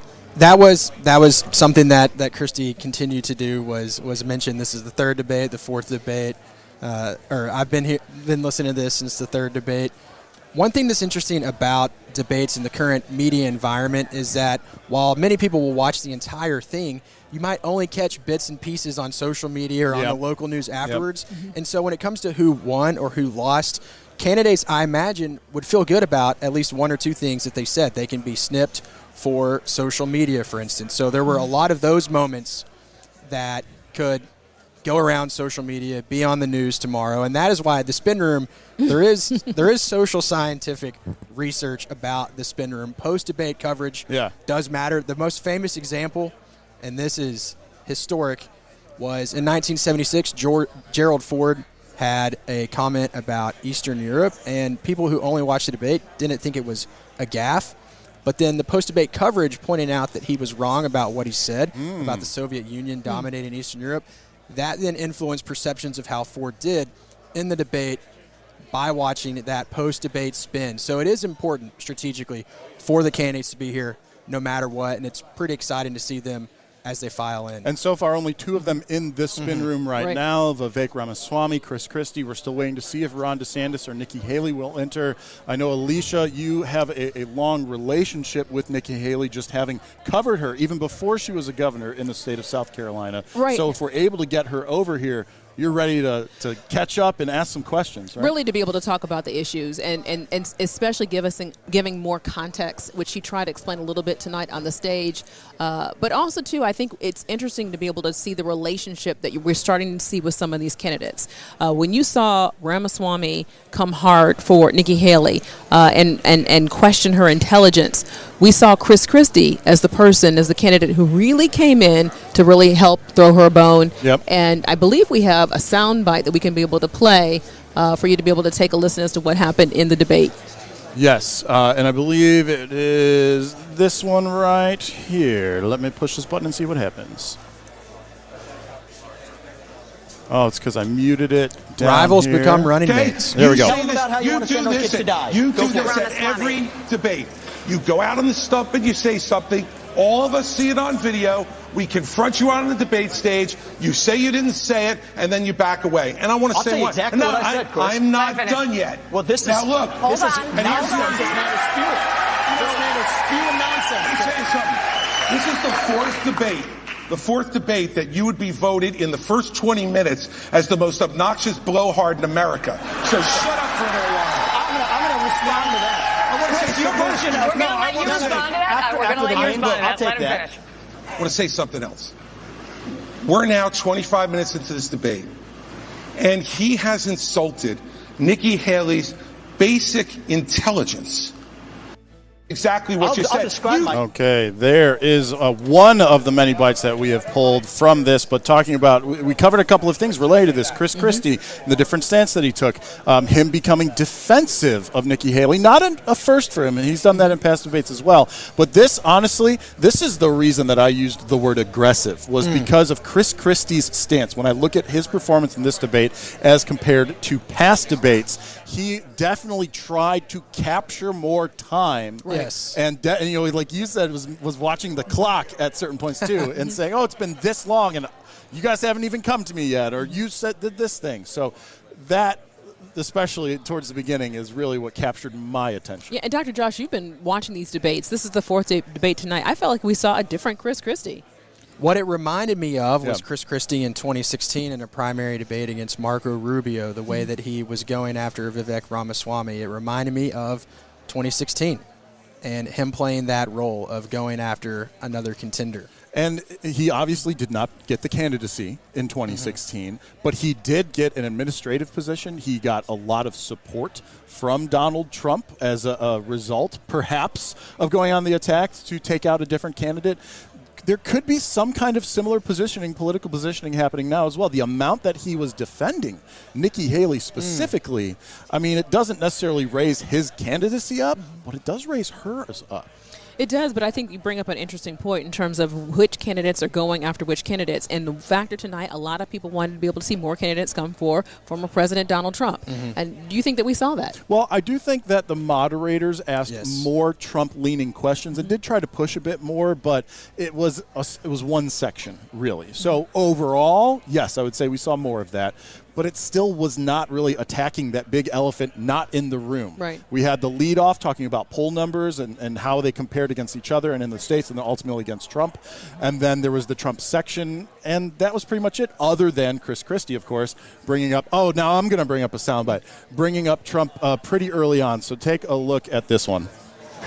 The fifth guy, who doesn't have the guts to show up and stand here, he's the one who, as you just put it, is way ahead in the polls. And yet, I've got these three guys who are all seemingly to compete with, Voldemort, he who shall not be named. They don't want to talk about it. The fact is that when you go and you say the truth about somebody who is a dictator, a bully, who has taken shots at everybody, whether they've given him great service or not over time, who dares to disagree with him, then I understand why these three are timid to say anything about it. Maybe it's because they have future aspirations. Maybe those. The fifth guy. So there you have it. One of those moments when we were talking about how Trump heavy or not heavy as you compare it, depending on really what kind of analysis you want to do. This debate was one of the early things, and Chris Christie really taking Trump on himself multiple times throughout the night as comparing how other candidates reacted, how they supported him, and the things they would say and would not say. So that's going to wrap up my little bit there. We've had another guest join us at this point, Alicia, who is at the table with us now. And let me know right now, because we're on live stream, which camera are we looking at, We're Chip? at this top so we're little looking one at this up here, camera yes. here, and we're Yeah. joined by none other than South Carolina Congressman Ralph Norman. So thank you so much for being on with us here. You watched this debate tonight. Give me your initial thoughts. Here's what was pretty obvious, Alicia. They attacked Nikki Haley nonstop. They did. This isn't anything unexpected by Nikki. She's rising in the polls. The big groups, both the funding groups and the grassroots groups are coming to her. And that was pretty evident. Yep. And I thought that she handled it well.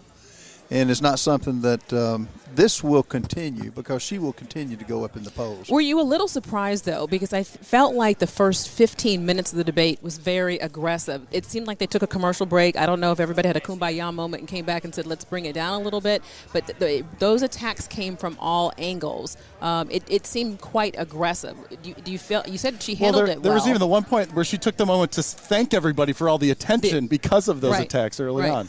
Well, I think the moderators let it get out of control. They asked good questions, the moderators did. But when you say you have 90 seconds to answer and 60 seconds in a rebuttal, and then just let them go on and interrupt everybody, what was unfair to Nikki jumping on her like that. Give her time to respond. And they didn't do that. But the whole night, it went like that. And they have got to start getting control on it. One of the things I did notice, it seemed that Chris Christie really came to kind of throw her a bone as Ramaswamy was really attacking her in terms of intelligence. Yeah. Did you have any thoughts on that? I think he says what he believes. He was right there. I mean, Ramaswamy not only did it attack her intelligence, but her religion, whether she was authentic and believed, what she professes. When he put the sign up, Nikki is corrupt, that's below the belt. And I think that will hurt Ramaswamy. You don't do that. Now, you were inside watching the debate inside. I was. We were here inside of the spin room as we were watching it, so I wanted to be able to find out the reaction throughout the debate. Were there any moments that you felt where they talked about policy that were very favorable to whether it was Ramaswamy or if it was to Ron DeSantis, or who you really saw as got support for different things? Well, I think Ramaswamy, everybody, all the four candidates had people there who were clapping, no matter what they said. They were clapping. We didn't see that over here. Over here, it felt like I heard clapping for everybody, but I heard cheers for Ron DeSantis more often than not, just from those that were reacting out loud in that auditorium. That was my opinion from watching. For a long time, it was just Ramaswamy and Nikki Haley going back and forth. Nikki Haley and her trying to talk. Yeah. But no, I mean, for in my mind, Nikki told her vision for the country. She from the colleges to what she would do with Taiwan, what she would do with Hamas and what's happening to Israel, immigration, and I think it went well with her. Did you talk to her after the debate? Did you have a chance? We're heading over there now. You are? Okay. Hopefully ask her if maybe she wants to head this way toward the spin room because I want to give her a chance to be able to address and put some context into some of the things. Some of the, covering South Carolina, I've covered South Carolina for a very, very long time. As you mentioned back when Nikki Haley was a state rep out of Lexington, and being able to see that progression, I just think it'd be fair for viewers to be able to understand the context of some of the things that she mentioned tonight. Well, I think so. With the primary coming up, people, she's been in campaign in Iowa, New Hampshire, and I think it would be good. And she, but the warmth that Nikki has, the way she delivers a message, and the vision, particularly as she ended it tonight, I think was second to none. Last question for you. Ron DeSantis really looked more aggressive than what we've seen in the past. Would you agree? Yeah, he has to be. He's losing steam. I mean, the big group, you got to remember, Ron DeSantis was the heir apparent to the presidency. That didn't happen. He's losing ground, and he had to do something different. That's why his staff, has been disassembled. He spent $100 million burning through his money to the tune of $100 million. He had to do something different. And you fully endorsed Nikki Haley win? Absolutely, in February when she announced. Okay, when she announced. All right. Congressman Norman, I appreciate it. Nice I'll see you back at home, I guess I should say, and run into you there. Yes. Look forward to it. Well, thanks so much for joining us. Thank you so much for being on. While we change out some guests, I'm going to pop over to the poll. Let me refresh. So, again, this is a live poll, unofficial, but it is in our websites on Nexstar Media, so whatever your local Nexstar site is. If you are interested in casting your vote in this unofficial poll, you can check this out. All right, let me mouse over real quick. So Nikki Haley in the lead in this poll, 32.7%, 303 votes have been cast. Very narrow. Vivek Ramaswamy, 25.7, 25.6. Chris Christie. So Ron DeSantis is still trailing 16%, 149 of those votes cast going to him. Again, a very unofficial poll, but let us know what you think. Find this poll on your local Nexstar Media website. In fact, if you're watching this right now, there's a good chance you're on that site already. Just poke around and check it out. Okay, we've got our next guest seated, Alicia. Oh, yes. Mr. Wall joining us. Thank you so much for being back on the show. I guess it wasn't so bad the first time. You can't get rid of me. All right, now that you have been able to process what we saw tonight, I felt like the 2 hours just flew by. Would you say? Absolutely. And that's what debates do, right? If it's the entertainment factor was absolutely here in this debate. It was lively, it was spirited. I was just asking a minute ago by some other press, what word would you use for the debate? And it has to be spirited. Like a lot of passion on that stage. Right. I asked Chip the same question, and he said aggressive. When I answered it at the beginning, it was uncomfortable at times, but it was. I just felt like the hurling of the messaging, to me, at some point crossed the line. Would you agree? Well, spirited is the polite way of saying aggressive. You guys are going to make me regret having to pick an adjective within 2 seconds here. Look. I'm Spirited. I'm going to remember that. Now, that's kind of like being in the South and you say, bless your heart. No, there you go. Okay. Good. All right. Alabama. I'm picking up what you're putting down, John.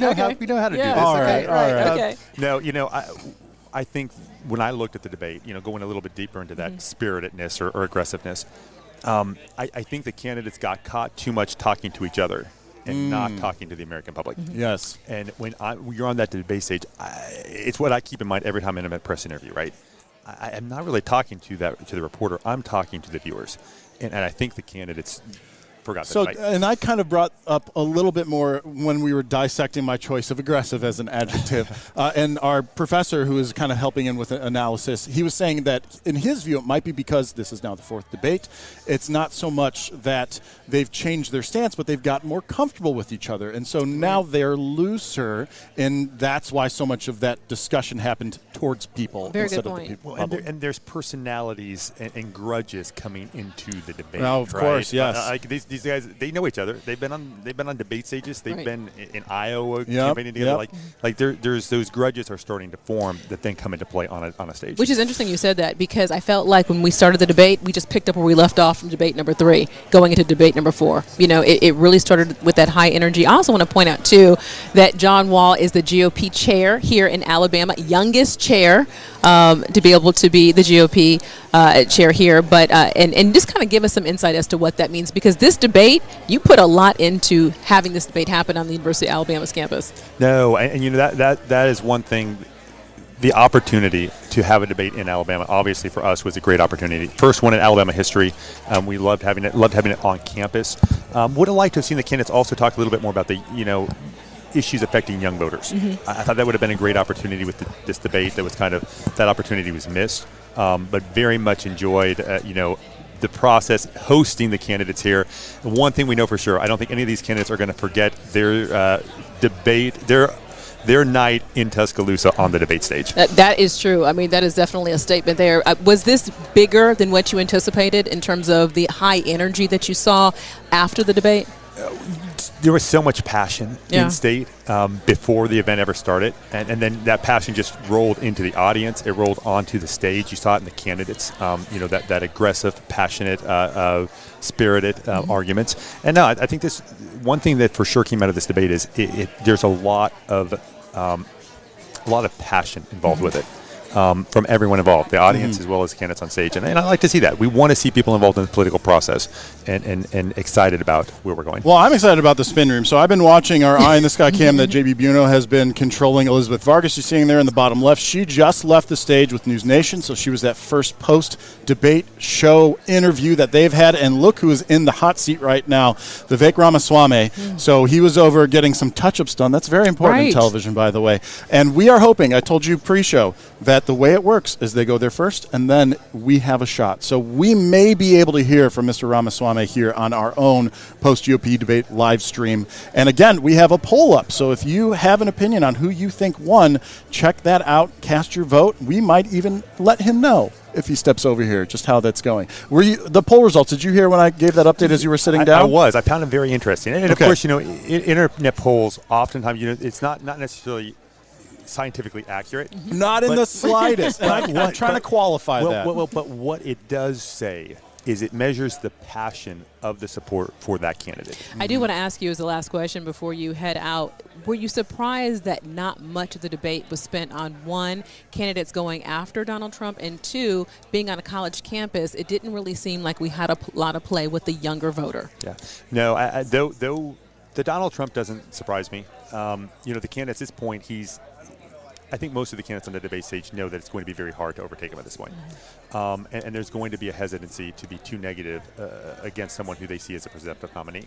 So that didn't surprise me as much as really them fighting with each other. If they had a concerted target, it might be different, but they seem to be more interested in fighting with each other than going after the front runner in the race. And that is surprising. I would have thought they would have talked more about what they stood for and kind of going, explaining to the American people why they should vote for him.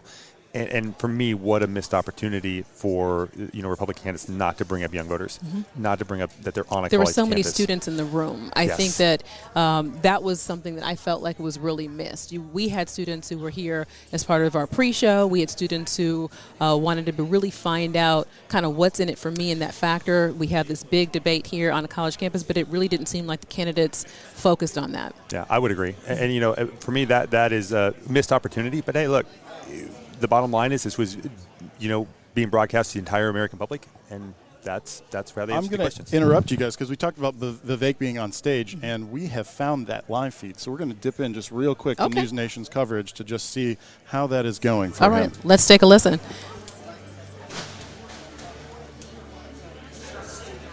Look at that. That's technology for you. I will say this. So on the ground in Iowa, I mean, there are many different dimensions to each of us, right, as human beings and as people and as leaders. And I think there's a time and place for everything. And one of the things I've learned is the debate stage is a time where you are unafraid to draw contrasts with the other candidates. That's what that 22-hour window with buzzers at the end of when you speak or not. And I do think it was a well-connected debate tonight. I would say that.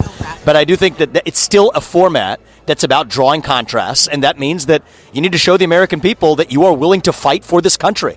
I'm going to sit across the table from Xi Jinping. I'm not going to play with kid gloves. I'm not going to do it with people who we have deep ideological divisions with as well. But at the same time, I think it's important, and this is where I'm spending most of my time on the ground with that grassroots message. And we are seeing a lot of that with the people who are in a room. 200 people in a room see a different side of you too. And so I think both of those are important. Okay, so I just want to do a dip in. I don't want them to get mad at me. Right. So there's a little bit of him on the stage right now with News Nation and their post show. I do have a question for you, just based off listening to that right there. Did you feel like the moderators did a good job in handling the fact-checking and handling the messaging of the candidates where it was a little bit more concise and it wasn't just, like in this case, Ramaswamy is going to be able to have the microphone longer? I actually thought the moderators did an excellent job. It's a hard balance It is. between allowing an actual debate to take place and candidates cheer, and then being out of control. Yeah. And Megyn Kelly had a couple times where she had to go, stop. Yeah. But, I think it was, in that regard, I think it was an excellent debate. Moderated very well, and really a good opportunity for candidates to spar, but still have the audience hear what they were saying. And that is different from the most recent one prior to this. This is now the most recent one, but the NBC one, those moderators really kept trying to say, okay, come on, focus in. And they also kept calling out the audience in that one. I didn't hear the moderators call out the audience one time in this debate. And as to an me, audience, it seemed like Megyn Kelly really, and all of the moderators, I don't want to single one person out, but they did have the control of that because I felt like we heard more of the messaging. I was a little surprised, though, that some of the messaging went longer when there were some viewpoints that were, I would say, outside of the box. Yeah, they allowed it to go. If there was a new area that hadn't really been discussed, they allowed that to go in that direction. That's what makes a good debate. It does, okay. And the moderator making those calls, and I think the moderators did a very good job. I think they got it right on this one, especially in regard to not chastising your audience too much, because I don't. I was in Miami.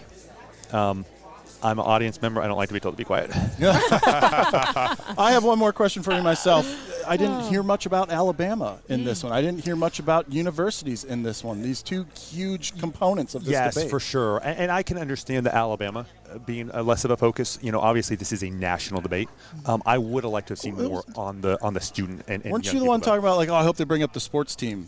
Roll Tide. Roll Tide. But they didn't bring that up. So, yeah. But and even with the student, we had a nice moment from Ron DeSantis talking about his student loan potential, how he would revamp that and tie it to universities, and then I didn't really hear much else. Well, and that would have been a great injection of humor into the debate as well. We're going to take you back out live for you to be able to see as we have another guest who might be joining us right now. Well, John Wall, I want to say thank you so much for hanging out with us here and giving us your perspective of the debate. All right, good to be on the show. All right, thank you so much. So Vivek Ramaswamy is leaving the set there. So he's having some last words with the News Nation staff and anchors, and this is the moment where we're hopeful that our producers, our team on the ground here, can get him to come and sit down in our chair, put on this headset, and take some questions direct from us and some questions from you. JB, have you been monitoring chat and comments at all, out of curiosity? I most certainly have. Okay. And I'm not going to bring it up. I'm just if you happen to have said something. Look at everyone's like, come this way, the hill, come this way, us, come this way, someone over there, come this way. Mr. Let's Ramaswamy, Mr. Ramaswamy, can we get you on real quickly? Just 2 questions. We're all ready for you. He said thank you multiple times. Did he said say thank he you would multiple be times. back? What did he say? Come on in, Professor. Were you hearing? Was he giving any kind of indication that he might come back? And if he has time, we'll come back. Okay, so he has some pre-commitments. Yeah, JB, what's up? Yeah, why don't you come my way? Because what we're going to do before we bring Dr. Josh back into the conversation, I want to bring our commenters in here live. Okay. Right now, this is a call to action for our YouTube Live audience and our Facebook Live audience. Let us know what you thought of the debate tonight. You can use hashtag GOP debate. I'm just going to rapid fire through your comments. Let us know who you liked, maybe who you didn't like. Keep it clean. Keep it clean. You guys know me. I'm only going to put up comments that are, of course, appropriate for our live stream. Keep it professional. But we really do want to spotlight. So starting now, we'll bring up our shot here, showing everybody the spin room. And in the meantime, and it's live, so you can click away and it'll come in. Let's see here. We've got Mike who says Vivek is, let's see if we can, is that working there for you? Hold on one second. Here we go. Holding on. We've got Mike who says Vivek is too divisive within the Republican Party. That is an interesting comment. Again, rapid fire here, folks. Jefferson says Nikki Haley. Okay. Jordan thought that Vivek was the clear winner tonight. Looking at some others. Okay, yeah, if you use the hashtag, that gets you to the front of the line. So King says hashtag GOP debate. Vivek was the man tonight. Okay. Looking here at some others. Jenny in Georgia says Vivek is smart, but he was vicious tonight. Vicious is a very strong, powerful word. So that's one of our commenters. Jenny claiming, of course, that she is from Georgia. We've got some love here for Governor Chris Christie. Thee says Christie for president. And again, if you use hashtag GOP debate, I'm just going to put you guys at the front of the line. Florida Dem is in the comment section. Divisive politicians is not what we need. Say no to Trump. We've got, let's see here. Here's an interesting question. Maybe I pose this to Dr. Josh. Maybe I pose this, of course, to our panel here. And it says, GOP debate from Elvis. Why has Vivek and Ron attacked the only woman on stage? They are scared of her. We're going to come back to your comments. I'm paying attention to the live comment section, but this is probably a good launching off point to send it back over to you. Were you listening in, Professor, on that last comment there? I was. Some great comments from everybody, and I apologize that it's just me instead of Vivek Ramaswamy back on the show. It's okay. Let me swing the camera around. I'll do the best See the behind that the I scenes. can. So ahead of the debate, I and plenty of other people were predicting there'd be more of a focus on Nikki Haley, and that is what we saw. More of a focus on her as she has been out of the gaining gate in the polls. Yeah. Right. And speaking of the polls, so we have that poll. Right, let's go back to that. I have so many thoughts. I wanted to update, too, just to see where we're at here. So let me pull this poll back up onto this. I have a button. There we go. I want to explain to the viewers what I'm doing because I'm definitely paying attention to you. Mike, thank you. But the way this works here where we are right as soon as you get inside the spin room.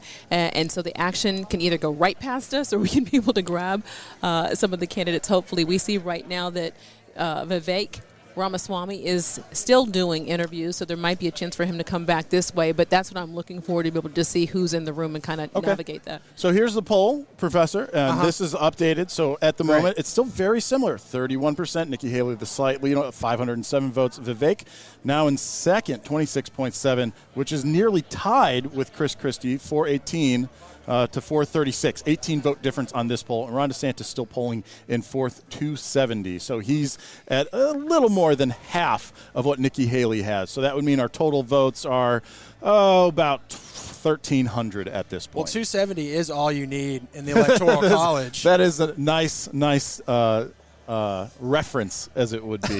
So what are you thinking of our informal poll? I think it's super interesting, and I am surprised by where Ron DeSantis is in that audience poll. So I do, in my surveys, ask about who do you think won a debate. Another question, which I think could have some different answers, is how did the candidates perform compared to your expectations? And I think that for many voters, perhaps Ron DeSantis performed better based on what they were expecting. And again, I thought he was looser than in previous debates. But super interesting in seeing basically a three-way split with DeSantis there in fourth, again showing that with specific segments of voters, these candidates found success in some areas, and of course you can find missteps and pitfalls in other areas. Who would you say won the debate tonight? That's a great question. And if it's not your place to answer, it's okay to tell us that. It's totally fine. I like to say you can go through the strengths and weaknesses of each of what you saw tonight, but it was really, I wanted to get your opinion on the debate performance tonight. Not in terms of their policy values and that kind of thing, but in terms of their actual overall Some performance. of the things you talked about in the pre-show, like studying body language Right. and how they responded to each other. Did you pick up on anything in there where you were like, oh, yes, that candidate has been taking the notes from whoever was hired that I was talking about in the pre-show? I did think that Ron DeSantis had a different vibe non-verbally. Another moment that stood out to me in terms of just candidate dynamics is when Nikki Haley said, no, I'm not even going to respond to that comment. That was super interesting. One thing about who won the debate, here's a non-answer answer. I think that the moderators won the debate. If we think about the second GOP primary debate, there was a lot of conversations about the moderators not stopping the candidates from interrupting each other. There was a lot of overtalk. And here, anytime that happened, the moderator said no. And so I think that they did a good job of controlling the conversation so that even if it was aggressive and there were insults and a lot of vivid language, a lot of very strong words that I heard, the moderators kept it focused on the candidates speaking one at a time for the most part. And I feel like just from doing research of knowing this, Megyn Kelly, she's done more than 30 debates. Right. You can really tell that she was very strong. Confident. Very confident, and she laid moment. down what was going to happen, what was not going to happen. It even, what our viewers didn't see before the debate started, probably like 2-3 minutes, she said, this is not the time to go to the bathroom. Because even though we might have some seat fillers and seat holders, we don't need people to be able to walk around. I thought it was a very, very nice way to say we're getting started and to stay in your seat, you know. But she really set the tone for that debate. On your comment, though, about them taking control as moderators, they did allow within limits a lot of responses where they weren't going like, no, you can't respond. A candidate would say, hold up, I need to respond to that, and then they would allow that, try and give a time limit on that. So they played an interesting balance there between trying to keep control while also allowing that more lively speak to happen on Absolutely. the stage. Always allowing the 1 minute response from the person who was directly talked to. Named, so there was a for lack of moment, a better. I forget which moment it was, but an extra person tried to add in a response to a response. Yes. And that wasn't allowed. But the format here was informative. And so I hope that voters, despite, or whoever that you thought won or whoever you're preferring, I hope that we learned about the candidates a little bit more. That's all you can ask for. So you can go out and look at their websites. You can Google them. And actually, Ron DeSantis, he said, go to rondesantis.com. That used to be a lot more popular. Although these days, I guess candidate websites maybe aren't as popular. But we could have said, you could have seen someone say, go find me on Instagram. Right. For instance, we did have a debate about TikTok last time around. Yeah. That wasn't discussed, along with other issues about young voters. I was hyping that up as a possibility all week. We did have one discussion on housing, and then DeSantis discussed student loan debt as well. One of the things with DeSantis I want to be able to point out is he definitely looked a lot stronger. I don't know if that has anything to do with the recent debate that he had with the California governor, Gavin Newsom, that took place, I believe that was last week, and really getting ready for this debate tonight. But the performance that came out in terms of him starting with electability, being very aggressive, he was the first to be able to take that question. And I think it set the tone for seeing him possibly in a different light. We'll see. Number-wise, poll numbers, if he gets that bump. He hasn't in the past. Nikki Haley has been the only candidate of the four who were on stage tonight that was able to see a bump. For all of them. That includes Trump, by the way. Yeah. He got a bump in 2 of the last 3, but one of them, for some reason, he didn't. Interesting. Okay, I actually have the soundbite of DeSantis talking about student loans. So let me play that. We'll take a moment to play that soundbite. And then the other topic that I want to address with you while we're waiting to see if we can get Vivek Ramaswamy is the opening by the moderators where they were giving a nice comparison of polls. Right. And so let me go ahead and pull up the Ron DeSantis student loan bite, and then we will move on to that next topic. Here we go. Let's take a listen. people are these student loans. Now, I don't support having a truck driver having to pay a student loan for someone that got a degree in gender studies. That is wrong. We should not have taxpayers do that. What I'm going to do, though, is I'm going to get to the root cause of the problem. These student loans are going to be backed by the universities because they need to have an incentive to produce gainful employment for people. They should not be indulging in ideological studies. They should be focusing on things that work. And we're going to take some of this money and we're going to move it to actual vocational training. In Florida, we doubled apprenticeships. We have more truck drivers. These are in-demand skills. Don't let anybody tell you that the only way you can be successful is through a 4-year brick and ivy degree. That's one way you can be. It's not the only way, and we're going to fix that problem in the United States of America. All right, there you have it. So that was one of the few moments that was really focused on higher education, narrowing in on student loans, despite us having this debate here at the University of Alabama.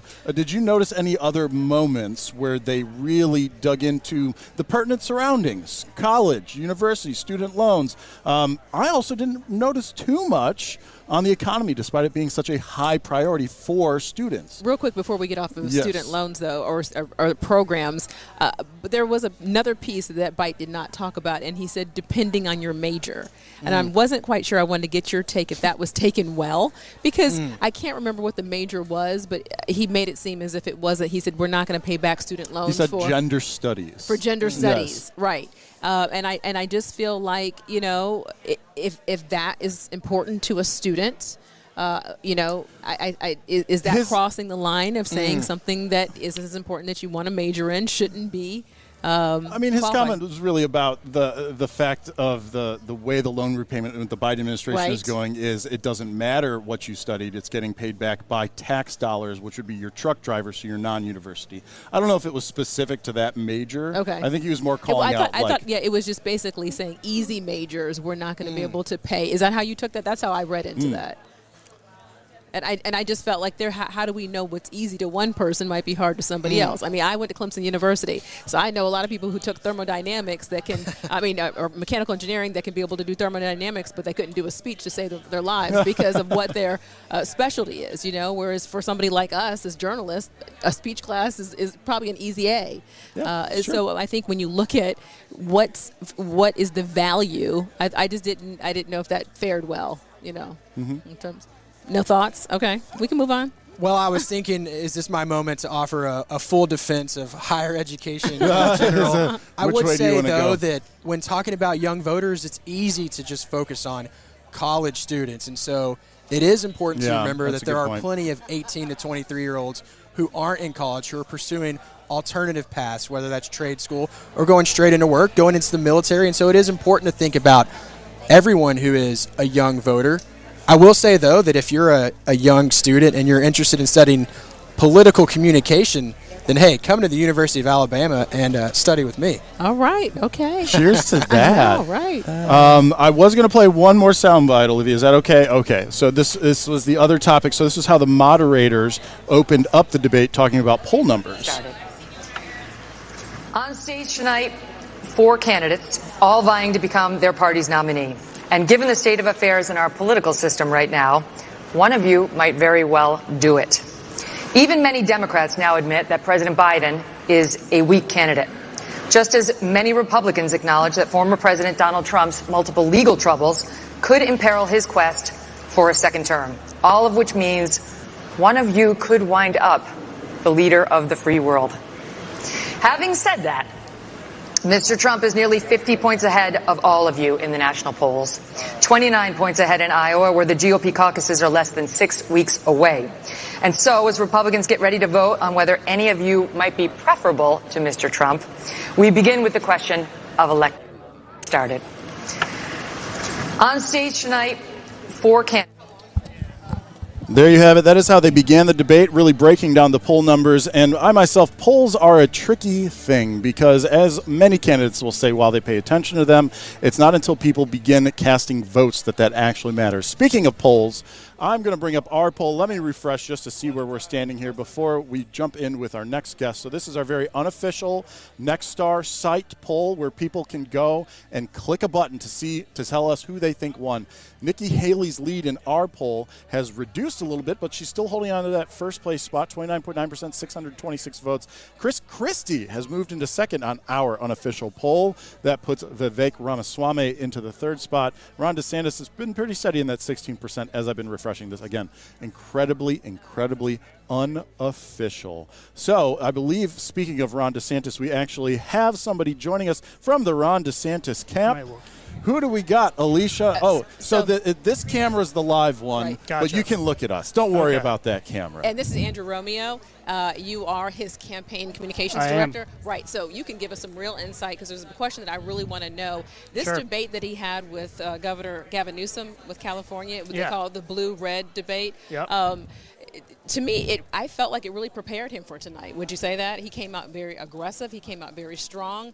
Do you think that debate of what we saw prepared him for what we saw tonight? Yeah, I mean, as you guys saw last week, I think the governor dominated the Newsom debate, so much so that Gavin Newsom's wife actually had to throw in the towel for her husband and end the debate early. That's how well I was DeSantis wondering how that dominated. ended, because during that debate, Sean Hannity had said, you know what, we can go. Would you like to go? Would you like to go? Both candidates in this debate said, sure. I don't have anywhere to go. Then he came back from a break and said both candidates had somewhere. They both agreed to go. keep going, and his wife stopped the debate because Ron DeSantis was dominating to such an extent. And I think that what happened tonight was just another example of that. Well, let's talk about tonight, too. What were the campaign's goals going into this debate, being that it is most likely the last one before we start actually getting some true voter opinion in the caucus in 39 days? Yeah, sure, absolutely. I mean, I think that tonight our goal was to show that Ron DeSantis is the true conservative candidate on that stage and the only candidate that can beat both Trump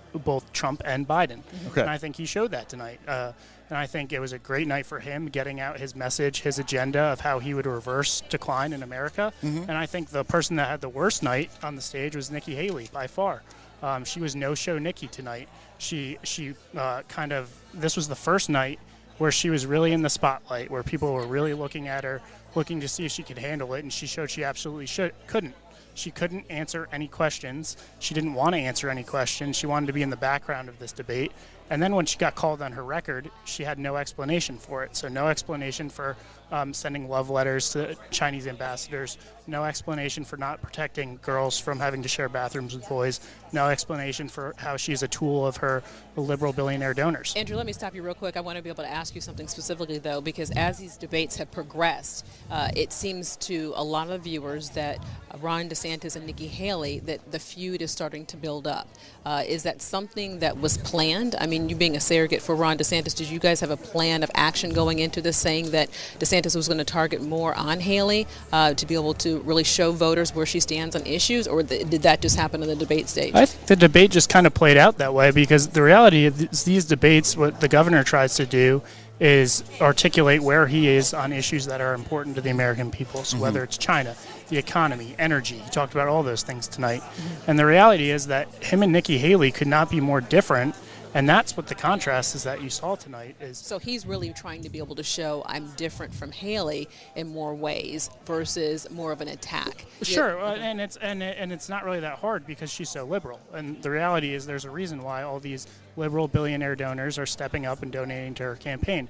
They know that she will pursue her agenda. But when you have an endorsement like the Koch brothers who comes out, I mean, historically, that's a very, very big endorsement. Sure, but they're also for open borders, and they're also for the jailbreak bill that the governor has been critical of Donald Trump for signing. And the reality is that all those people that are lining up for Nikki Haley are doing it because they know she will support their agenda, versus Ron DeSantis is somebody that doesn't kowtow to donors. He doesn't do what the media wants them to do. That's why voters like him. That's why he won resounding victory in Florida. That's why he's such an effective leader, and that's why he'd be a great president. For anybody that's going to watch highlights, is there a specific moment or two where you felt your candidate really performed his best, and it's like, yes, this is exactly what we were hoping to see, what we were prepping for when he took the debate stage? Sure, yeah. I think that there were a couple of moments. I think when he was talking about how strong he is on China, and when Nikki Haley came at him with a weak attack on China, and he kind of smacked that down, talked about how he banned China from purchasing farmland in the state of Florida. He'd also do that nationally. And then I thought another key moment was when he just drew the contrast on protecting girls from having to share bathrooms with boys. Ron DeSantis signed a bill in Florida to prevent that from happening. Nikki Haley refused to sign the exact same similar bill. So it was just him being able to show those contrasts in such a stark manner and kind of point to how effective he is actually getting things done. The only thing I want to say with that, though, is, and I have covered South Carolina for a very long time, ever since when Nikki Haley was governor of South Carolina, and I think to Nikki's point of what she was trying to make in the debate stage tonight is the context of it. When you started to be able to see the bathroom bill, or, when you had those issues that were arising, that's when in history, when those, and she said it was a small group of people. So I think in terms of where you are in history, that does make a little bit of difference when you can compare to 2023 versus something that you're talking about in 2015 or 2016. Yeah, the reality is the governor just pointed out her own words, which she said it wasn't necessary, and then she was even bragging about the bill up until last year. So I think that it's perfectly fair for him to bring those up, and he did the exact opposite thing in Florida. So I mean that's fair game, just like it's fair game to call her out for selling so much land to China as governor of South Carolina. He did the opposite as governor of Florida. So it's just contrasts. Well, I appreciate you being on. I do have one last question for you. I have one too. Also, I'm sorry. Okay, right. No, just don't kick him away before I ask. I won't. No, it just you're giving our viewers a very good insight. Yeah. I do want to talk poll numbers though, because the News Nation Decision Desk HQ poll that recently came out showed the candidates their current polling numbers and where they were 1 week after the debate. And when you look at Ron DeSantis, he was at 13.6%. Well, 1 week after the debate, he was at 13.5%. So over these 3 debates, let's not count tonight, he's not seeing that rise that you're seeing with like Nikki Haley, that she's seeing an increase in polls. What would you? Why would you? How do we unpack that? How do we look at those numbers and say why aren't we seeing that bump for Ron DeSantis? I think the one thing we are seeing is a groundswell of support in Iowa, and that's why the governor has 42 endorsements from state legislators. He visited 99 counties. 99 counties. He's gotten the endorsement of Kim Reynolds, who's the most popular politician in the state of Iowa. He has Bob Vanderplaat's endorsement. Those are what matter in Iowa. That's what's going to propel our grassroots army to victory. That's what's going to help get the vote out. That's what's going to help build our organization that we can capitalize on. So if you look at a formula for how everyone has won Iowa, the past Iowa caucus winners, Santorum, Cruz, Huckabee, they all did the 99 county tour. They all racked up these similar endorsements, and they ran this formula. They all had the endorsement of the governor? No, actually, that is historic, and that hasn't happened since 1996. But just in terms of how they approach their campaigns of the 99 counties, building the organization on the ground, we're running a very similar campaign. That's why we feel like we're going to be successful. And that actually leads in well to my last question, because the whole visiting every single county has been such a staple of that early campaign. We're 39 days away now from the Iowa caucus. What does the Ron DeSantis campaign do between now and then as a final push? What are some of the plans? Sure, you put that organization to work, right? When you go to all 99 counties, you build an infrastructure there. We're going to go back and visit many of those places again. Okay. And we're going to keep doubling down on the work that we're putting in Iowa, because the reality is Iowans want to see you out in the flesh. They want to be able to shake your hand. They want to be able to ask you a question. They want to get to know you personally. Ron DeSantis is doing that in Iowa better than anybody right now. We're going to continue to do it. We feel like that's the formula to success there, and that's what we're going to do. We're going to stick to that plan. You said that you're based out of Iowa right now, right? And just to be able to explain to people, the Iowa caucuses that are coming up is not a primary. Right. It's set up very differently. Any insight you can be able to give us as to what you have been able to prepare for, get ready for, or that you've been able, there's something we wouldn't know about the Iowa caucuses? Yeah, sure. I think one thing that people don't know is the caucus is much different from a primary. So, it's a meeting at 7 o'clock at night. It's going to be a cold winter School night gyms and community centers. Set it up for us. I don't think most people understand when you hear about the Iowa caucuses what all that entails. So just from your perspective. Sure. Yeah, it's going to be a cold winter night where people are going to have to come out of their house and sit in gymnasiums, community centers, wherever these caucuses are. There's many of those sites, and they're going to have to sit there and listen to speeches and then get behind their candidate. And to get people to do that, to put in that commitment, which is a little bit different than just going down to the polling place and casting a ballot, right? That takes a certain level of a commitment and passion about a candidate. So we feel like we're building that because of the organization I was just talking about, with our volunteer network, with our, every state legislator that endorses our campaign is going to bring along their organization with them to these caucus sites. That's what's going to make the difference for us on caucus night. Do you think Ron DeSantis is going to win South Carolina? South Carolina or South Carolina after Iowa was first in the South and South Carolina. We're focused on the first game of the season right now. That's the way we think about it. Is you got to go compete and do well in the first one, and then that's going to set the tone for all the rest of the states. But we definitely plan on being in South Carolina and being very active after we get done with Iowa. All right, I like the answer. Thanks so much for joining us, Andrew. I do appreciate it. Yes, appreciate it. Okay, so I'm going to pop over to JB now, who has been monitoring social media and promising to bring us some of those comments. So, JB, what has it been looking like in our interactive elements? Hello again, Chip. Hello, Alicia. Let's welcome in again our Facebook Live and YouTube Live audience. Again, if you want to move to the front of the comment queue, we're about to spotlight your comments. Use hashtag GOP debate. We really want to hear from you. Want to spotlight who you like, maybe who you weren't impressed with tonight, and also, too, just what you thought of the debate tonight in general. Did it carry the conversation forward? Let's actually get to some of the comments, and here's what I'm going to do. I'm just going to hot punch as many as I can. Okay, so rapid fire. Okay, so I saw a bunch come in a moment ago, and let's see here. Okay. So here we have Ruben, who says Vivek won hands down. Nikki is corrupt and will abide by her donors. DeSantis did better, and Chris Christie is Chris Christie. We've got Epic, who's joining us. Hashtag GOP debate. Chris Christie definitely won this debate. I'm certain he could do well as president. And hello from South Jersey. So there's one of our viewers from South Jersey. Yep. Talking about possibly, depending on how long he's lived there, had Chris Christie as a governor. Yep. Dat says Vivek was amazing. Of course, on Facebook Live, you're going to get a lot of Trump support, of course, as well on social media. Going here as well. Oh, this is very interesting. We have this one from Elvis. Hashtag GOP debate. Nikki Haley and Tulsi Gabbard ticket. America needs two smart women as our leaders. I've met Tulsi when she ran in 2020. That's not a name that you hear too much anymore. No, yeah. But, of course, a name that most people will recognize. Of course, the former senator from Hawaii. Let's see here. Hashtag GOP debate. We'll make this the last one from KAG. Okay. Do you believe any of the candidates drop out before the primary, I guess, would be here? I'm going to hop in there. As far as candidates to drop out, keep in mind, it should be worth noting that there are candidates that are still technically candidates who didn't make the debate stage tonight. Correct. So exactly how long their campaigns last beyond this presidential debate, the final one of the year, that, of course, will pay close attention to who is going to be the last man or woman standing. Fair point. All right, JB, thanks so much. Speaking of polls, we're going to check in with our unofficial poll, which has been going on. Let me refresh to get you the latest. And here is where we stand. The lead, Vivek Ramaswamy, actually. This is very, very close on our very unofficial poll, but he has taken that first place spot, 766 votes. That would mean Nikki Haley has dropped to second in this. This is, again, who do you think won the News Nation GOP debate? And then in a very close third, Chris Christie, losing some ground percentage-wise, Ron DeSantis down in the fourth place.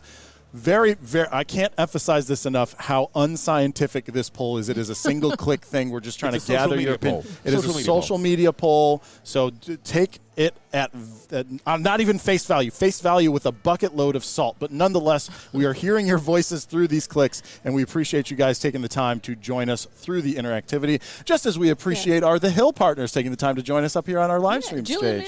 Chester. Thank you for having me. It's great to be with you guys and be with Next Star Nation. Yes. It's so great to be able to have you. We'd love to be able to get your insight. What did you think about tonight's debate? Oh, my goodness. Well, and I'm not saying this just to please our corporate friends, but I do think it was probably the best, most smooth debate we've seen so far. I've watched all four of them, and I thought the moderators did a great job of, making sure it was orderly, but also, allowing some of that fire between the candidates to really shine, because I think that's important for voters to see as well. In terms of who I think won and lost, I thought it was a great night for Ron DeSantis. Watching him over these past three debates before, he didn't do terribly. He performed pretty well, but he hasn't had a breakout moment. And right now, his campaign really needs a breakout moment. He's plateauing in the polls. He's not closing the gap with Trump. Nikki Haley's on his tail, so he needs to get the attention of donors, especially for a lot of those, getting those resources on the ground in Iowa. Nikki Haley, I think, had a decent night, but I think she faded into the background a bit. We saw her having more of these breakout moments in the past debates. We didn't really see that. Well, we didn't see a lot of her stingers that we normally get. She was pretty quiet and reserved in the attacks that came at her as well. But I wonder, though, and Julie, you can comment on this, I wonder a lot of times when you have these debates and you see a candidate do well or rise in the polls, and then they start to overcorrect. Yeah. And they overcorrect in ways that it's like, wow, you really hit well with voters on this point. You didn't hit well with voters on this point. But it seemed like what we were hearing from Nikki Haley tonight is that's not true. That's not, but she didn't come with the zingers. I mean, when you heard Chris Christie say, I'm not done, that was a strong moment. Then you heard Vivek Ramaswamy come back with the same thing. I'm not, those kinds of things are what, of course, captured the attention. But I felt like the bigger picture of the debate, it seemed huge. It seemed high energy. I mean, Chip, would you agree in terms of what you saw, especially at the beginning of the debate? Oh, certainly. And the big part of that, I think, is that they know that it was the last one of the year, that it was likely the last one before we start to get actual voter feedback. And so they all had to bring higher energy. They all had to try and push their message more strongly. I did want to get a little bit more of just your background, because the Hill, that is a broad site. I work with the video people over there quite a bit. Have you been primarily covering the GOP presidential primary race? Yeah, primarily the GOP presidential primary race, focusing on Ron DeSantis and Nikki Haley. And, going back to Ron DeSantis, I mean, I'm originally from Florida. And interestingly enough, just a little anecdote, I went home to my parents' house during the pandemic, at the beginning of the pandemic. And I'd been paying attention to Ron DeSantis before that. But the pandemic, especially those first few months, really changed him as a politician, as a governor. And I think we saw his rise at that time. And we saw that rise all the way to November of 2022, when the red wave, was certainly on display in Florida. The blue wave wasn't in Florida. Right. So that's another story for another time. But then after that, he just, we saw him announce for president on Twitter Spaces. A rough announcement, as it was, stumble out of the blocks. Exactly, and it seems like it just he hasn't been able to recover. If he had a debate like he had tonight in August, or had more of that energy earlier in this race, maybe we'd be looking at a different situation in the polls. I brought this up with other guests that we've had. Did you happen to be able to see Gavin Newsom's debate that he had between Ron DeSantis and they call it the blue versus the red, and he's the governor of California versus the governor of Florida, and it felt like with that debate, regardless of who you think won that, it felt like that really got Ron DeSantis ready for tonight's debate, because that aggression that came out that you saw, and I encourage you to be able to go back and watch it, because if you're looking at where people stand on policies and how different it is between being a Republican and a Democrat and what both candidates stand for, it was a great way to get out those issues. But tonight, if his performance of what we saw, I feel like it carried over from that debate on the stage here from the beginning, when he set the tone with electability. It's interesting that you say that, because we were chatting with some of his team in the spin room, and they were also describing it as a bit of a warm-up, or a really good performance that he was able to carry over. And I think that's important, because this is a very different audience that he had tonight. He was doing a town hall or a debate that was hosted by Sean Hannity, a conservative talk show host. He was in friendlier territory. This time around, he has a different audience, not necessarily a left-leaning audience, but maybe a mix, a more moderate audience. So he needed that to come across in this debate. Where does he fare with the moderates? It's hard to say. I don't think he fares as well as, say, a Nikki Haley would. We know that Ron DeSantis does very well with the cultural conservatives. A lot of Donald Trump's second choice pick, or their second choice pick, is Ron DeSantis. If you look at those polls, that's why you see Ron DeSantis making Iowa a top priority. and putting all they have into Iowa. The problem is, from my perspective, is you come out of Iowa, you go to New Hampshire. New Hampshire is a very libertarian, more moderate state. The Republican electorate is so much different than Iowa. So my question to his campaign is, well, how do you flip that switch? They think it's possible to do well in New Hampshire, that he'll have momentum coming out of Iowa, and that he'll be able to play in New Hampshire, South Carolina, and the rest. But it's been a while, I think since 2000. I think George W. Bush was the last Republican to win Iowa and win New Hampshire and become a nominee. Well, also, Ron DeSantis spent so much time in Iowa, hitting all 99 counties. Yeah. I think that's another thing, too, is when you look at Chris Christie and New Hampshire being for Chris Christie, he's polling so low, he barely made the cut to be able to make the debate stage here. And so when you look at where his constituents are, where voters are, that's a lot of his base. Yeah. So to stay in this race, he would almost have to win New Hampshire to be able to keep the momentum going. And then as we move into the first in the South primary in South Carolina, right now, I think it's going to be interesting. Is that going to go to Trump? Is that going to go to Haley? Is it going to go to DeSantis? Where voters feel in the polls. But by that time, we have more of an indication. Wouldn't you say, Chip? Yep. It's just interesting, the candidates that we have and those first few states. Because there's such clear, this candidate will benefit most in this state, so they should target there in this one. So when will we see dropouts is my question. Because if DeSantis takes the first, and that's always a big one. Everyone wants to vote for a winner. Because Trump could be able to take Iowa. Yeah. So if DeSantis took it, or if he took it the most aside from Trump, if we're just going to say they're running a whole separate race, is that the moment that a Chris Christie goes, okay, well, clearly this isn't working? Or does he wait for New Hampshire because there's a benefit there?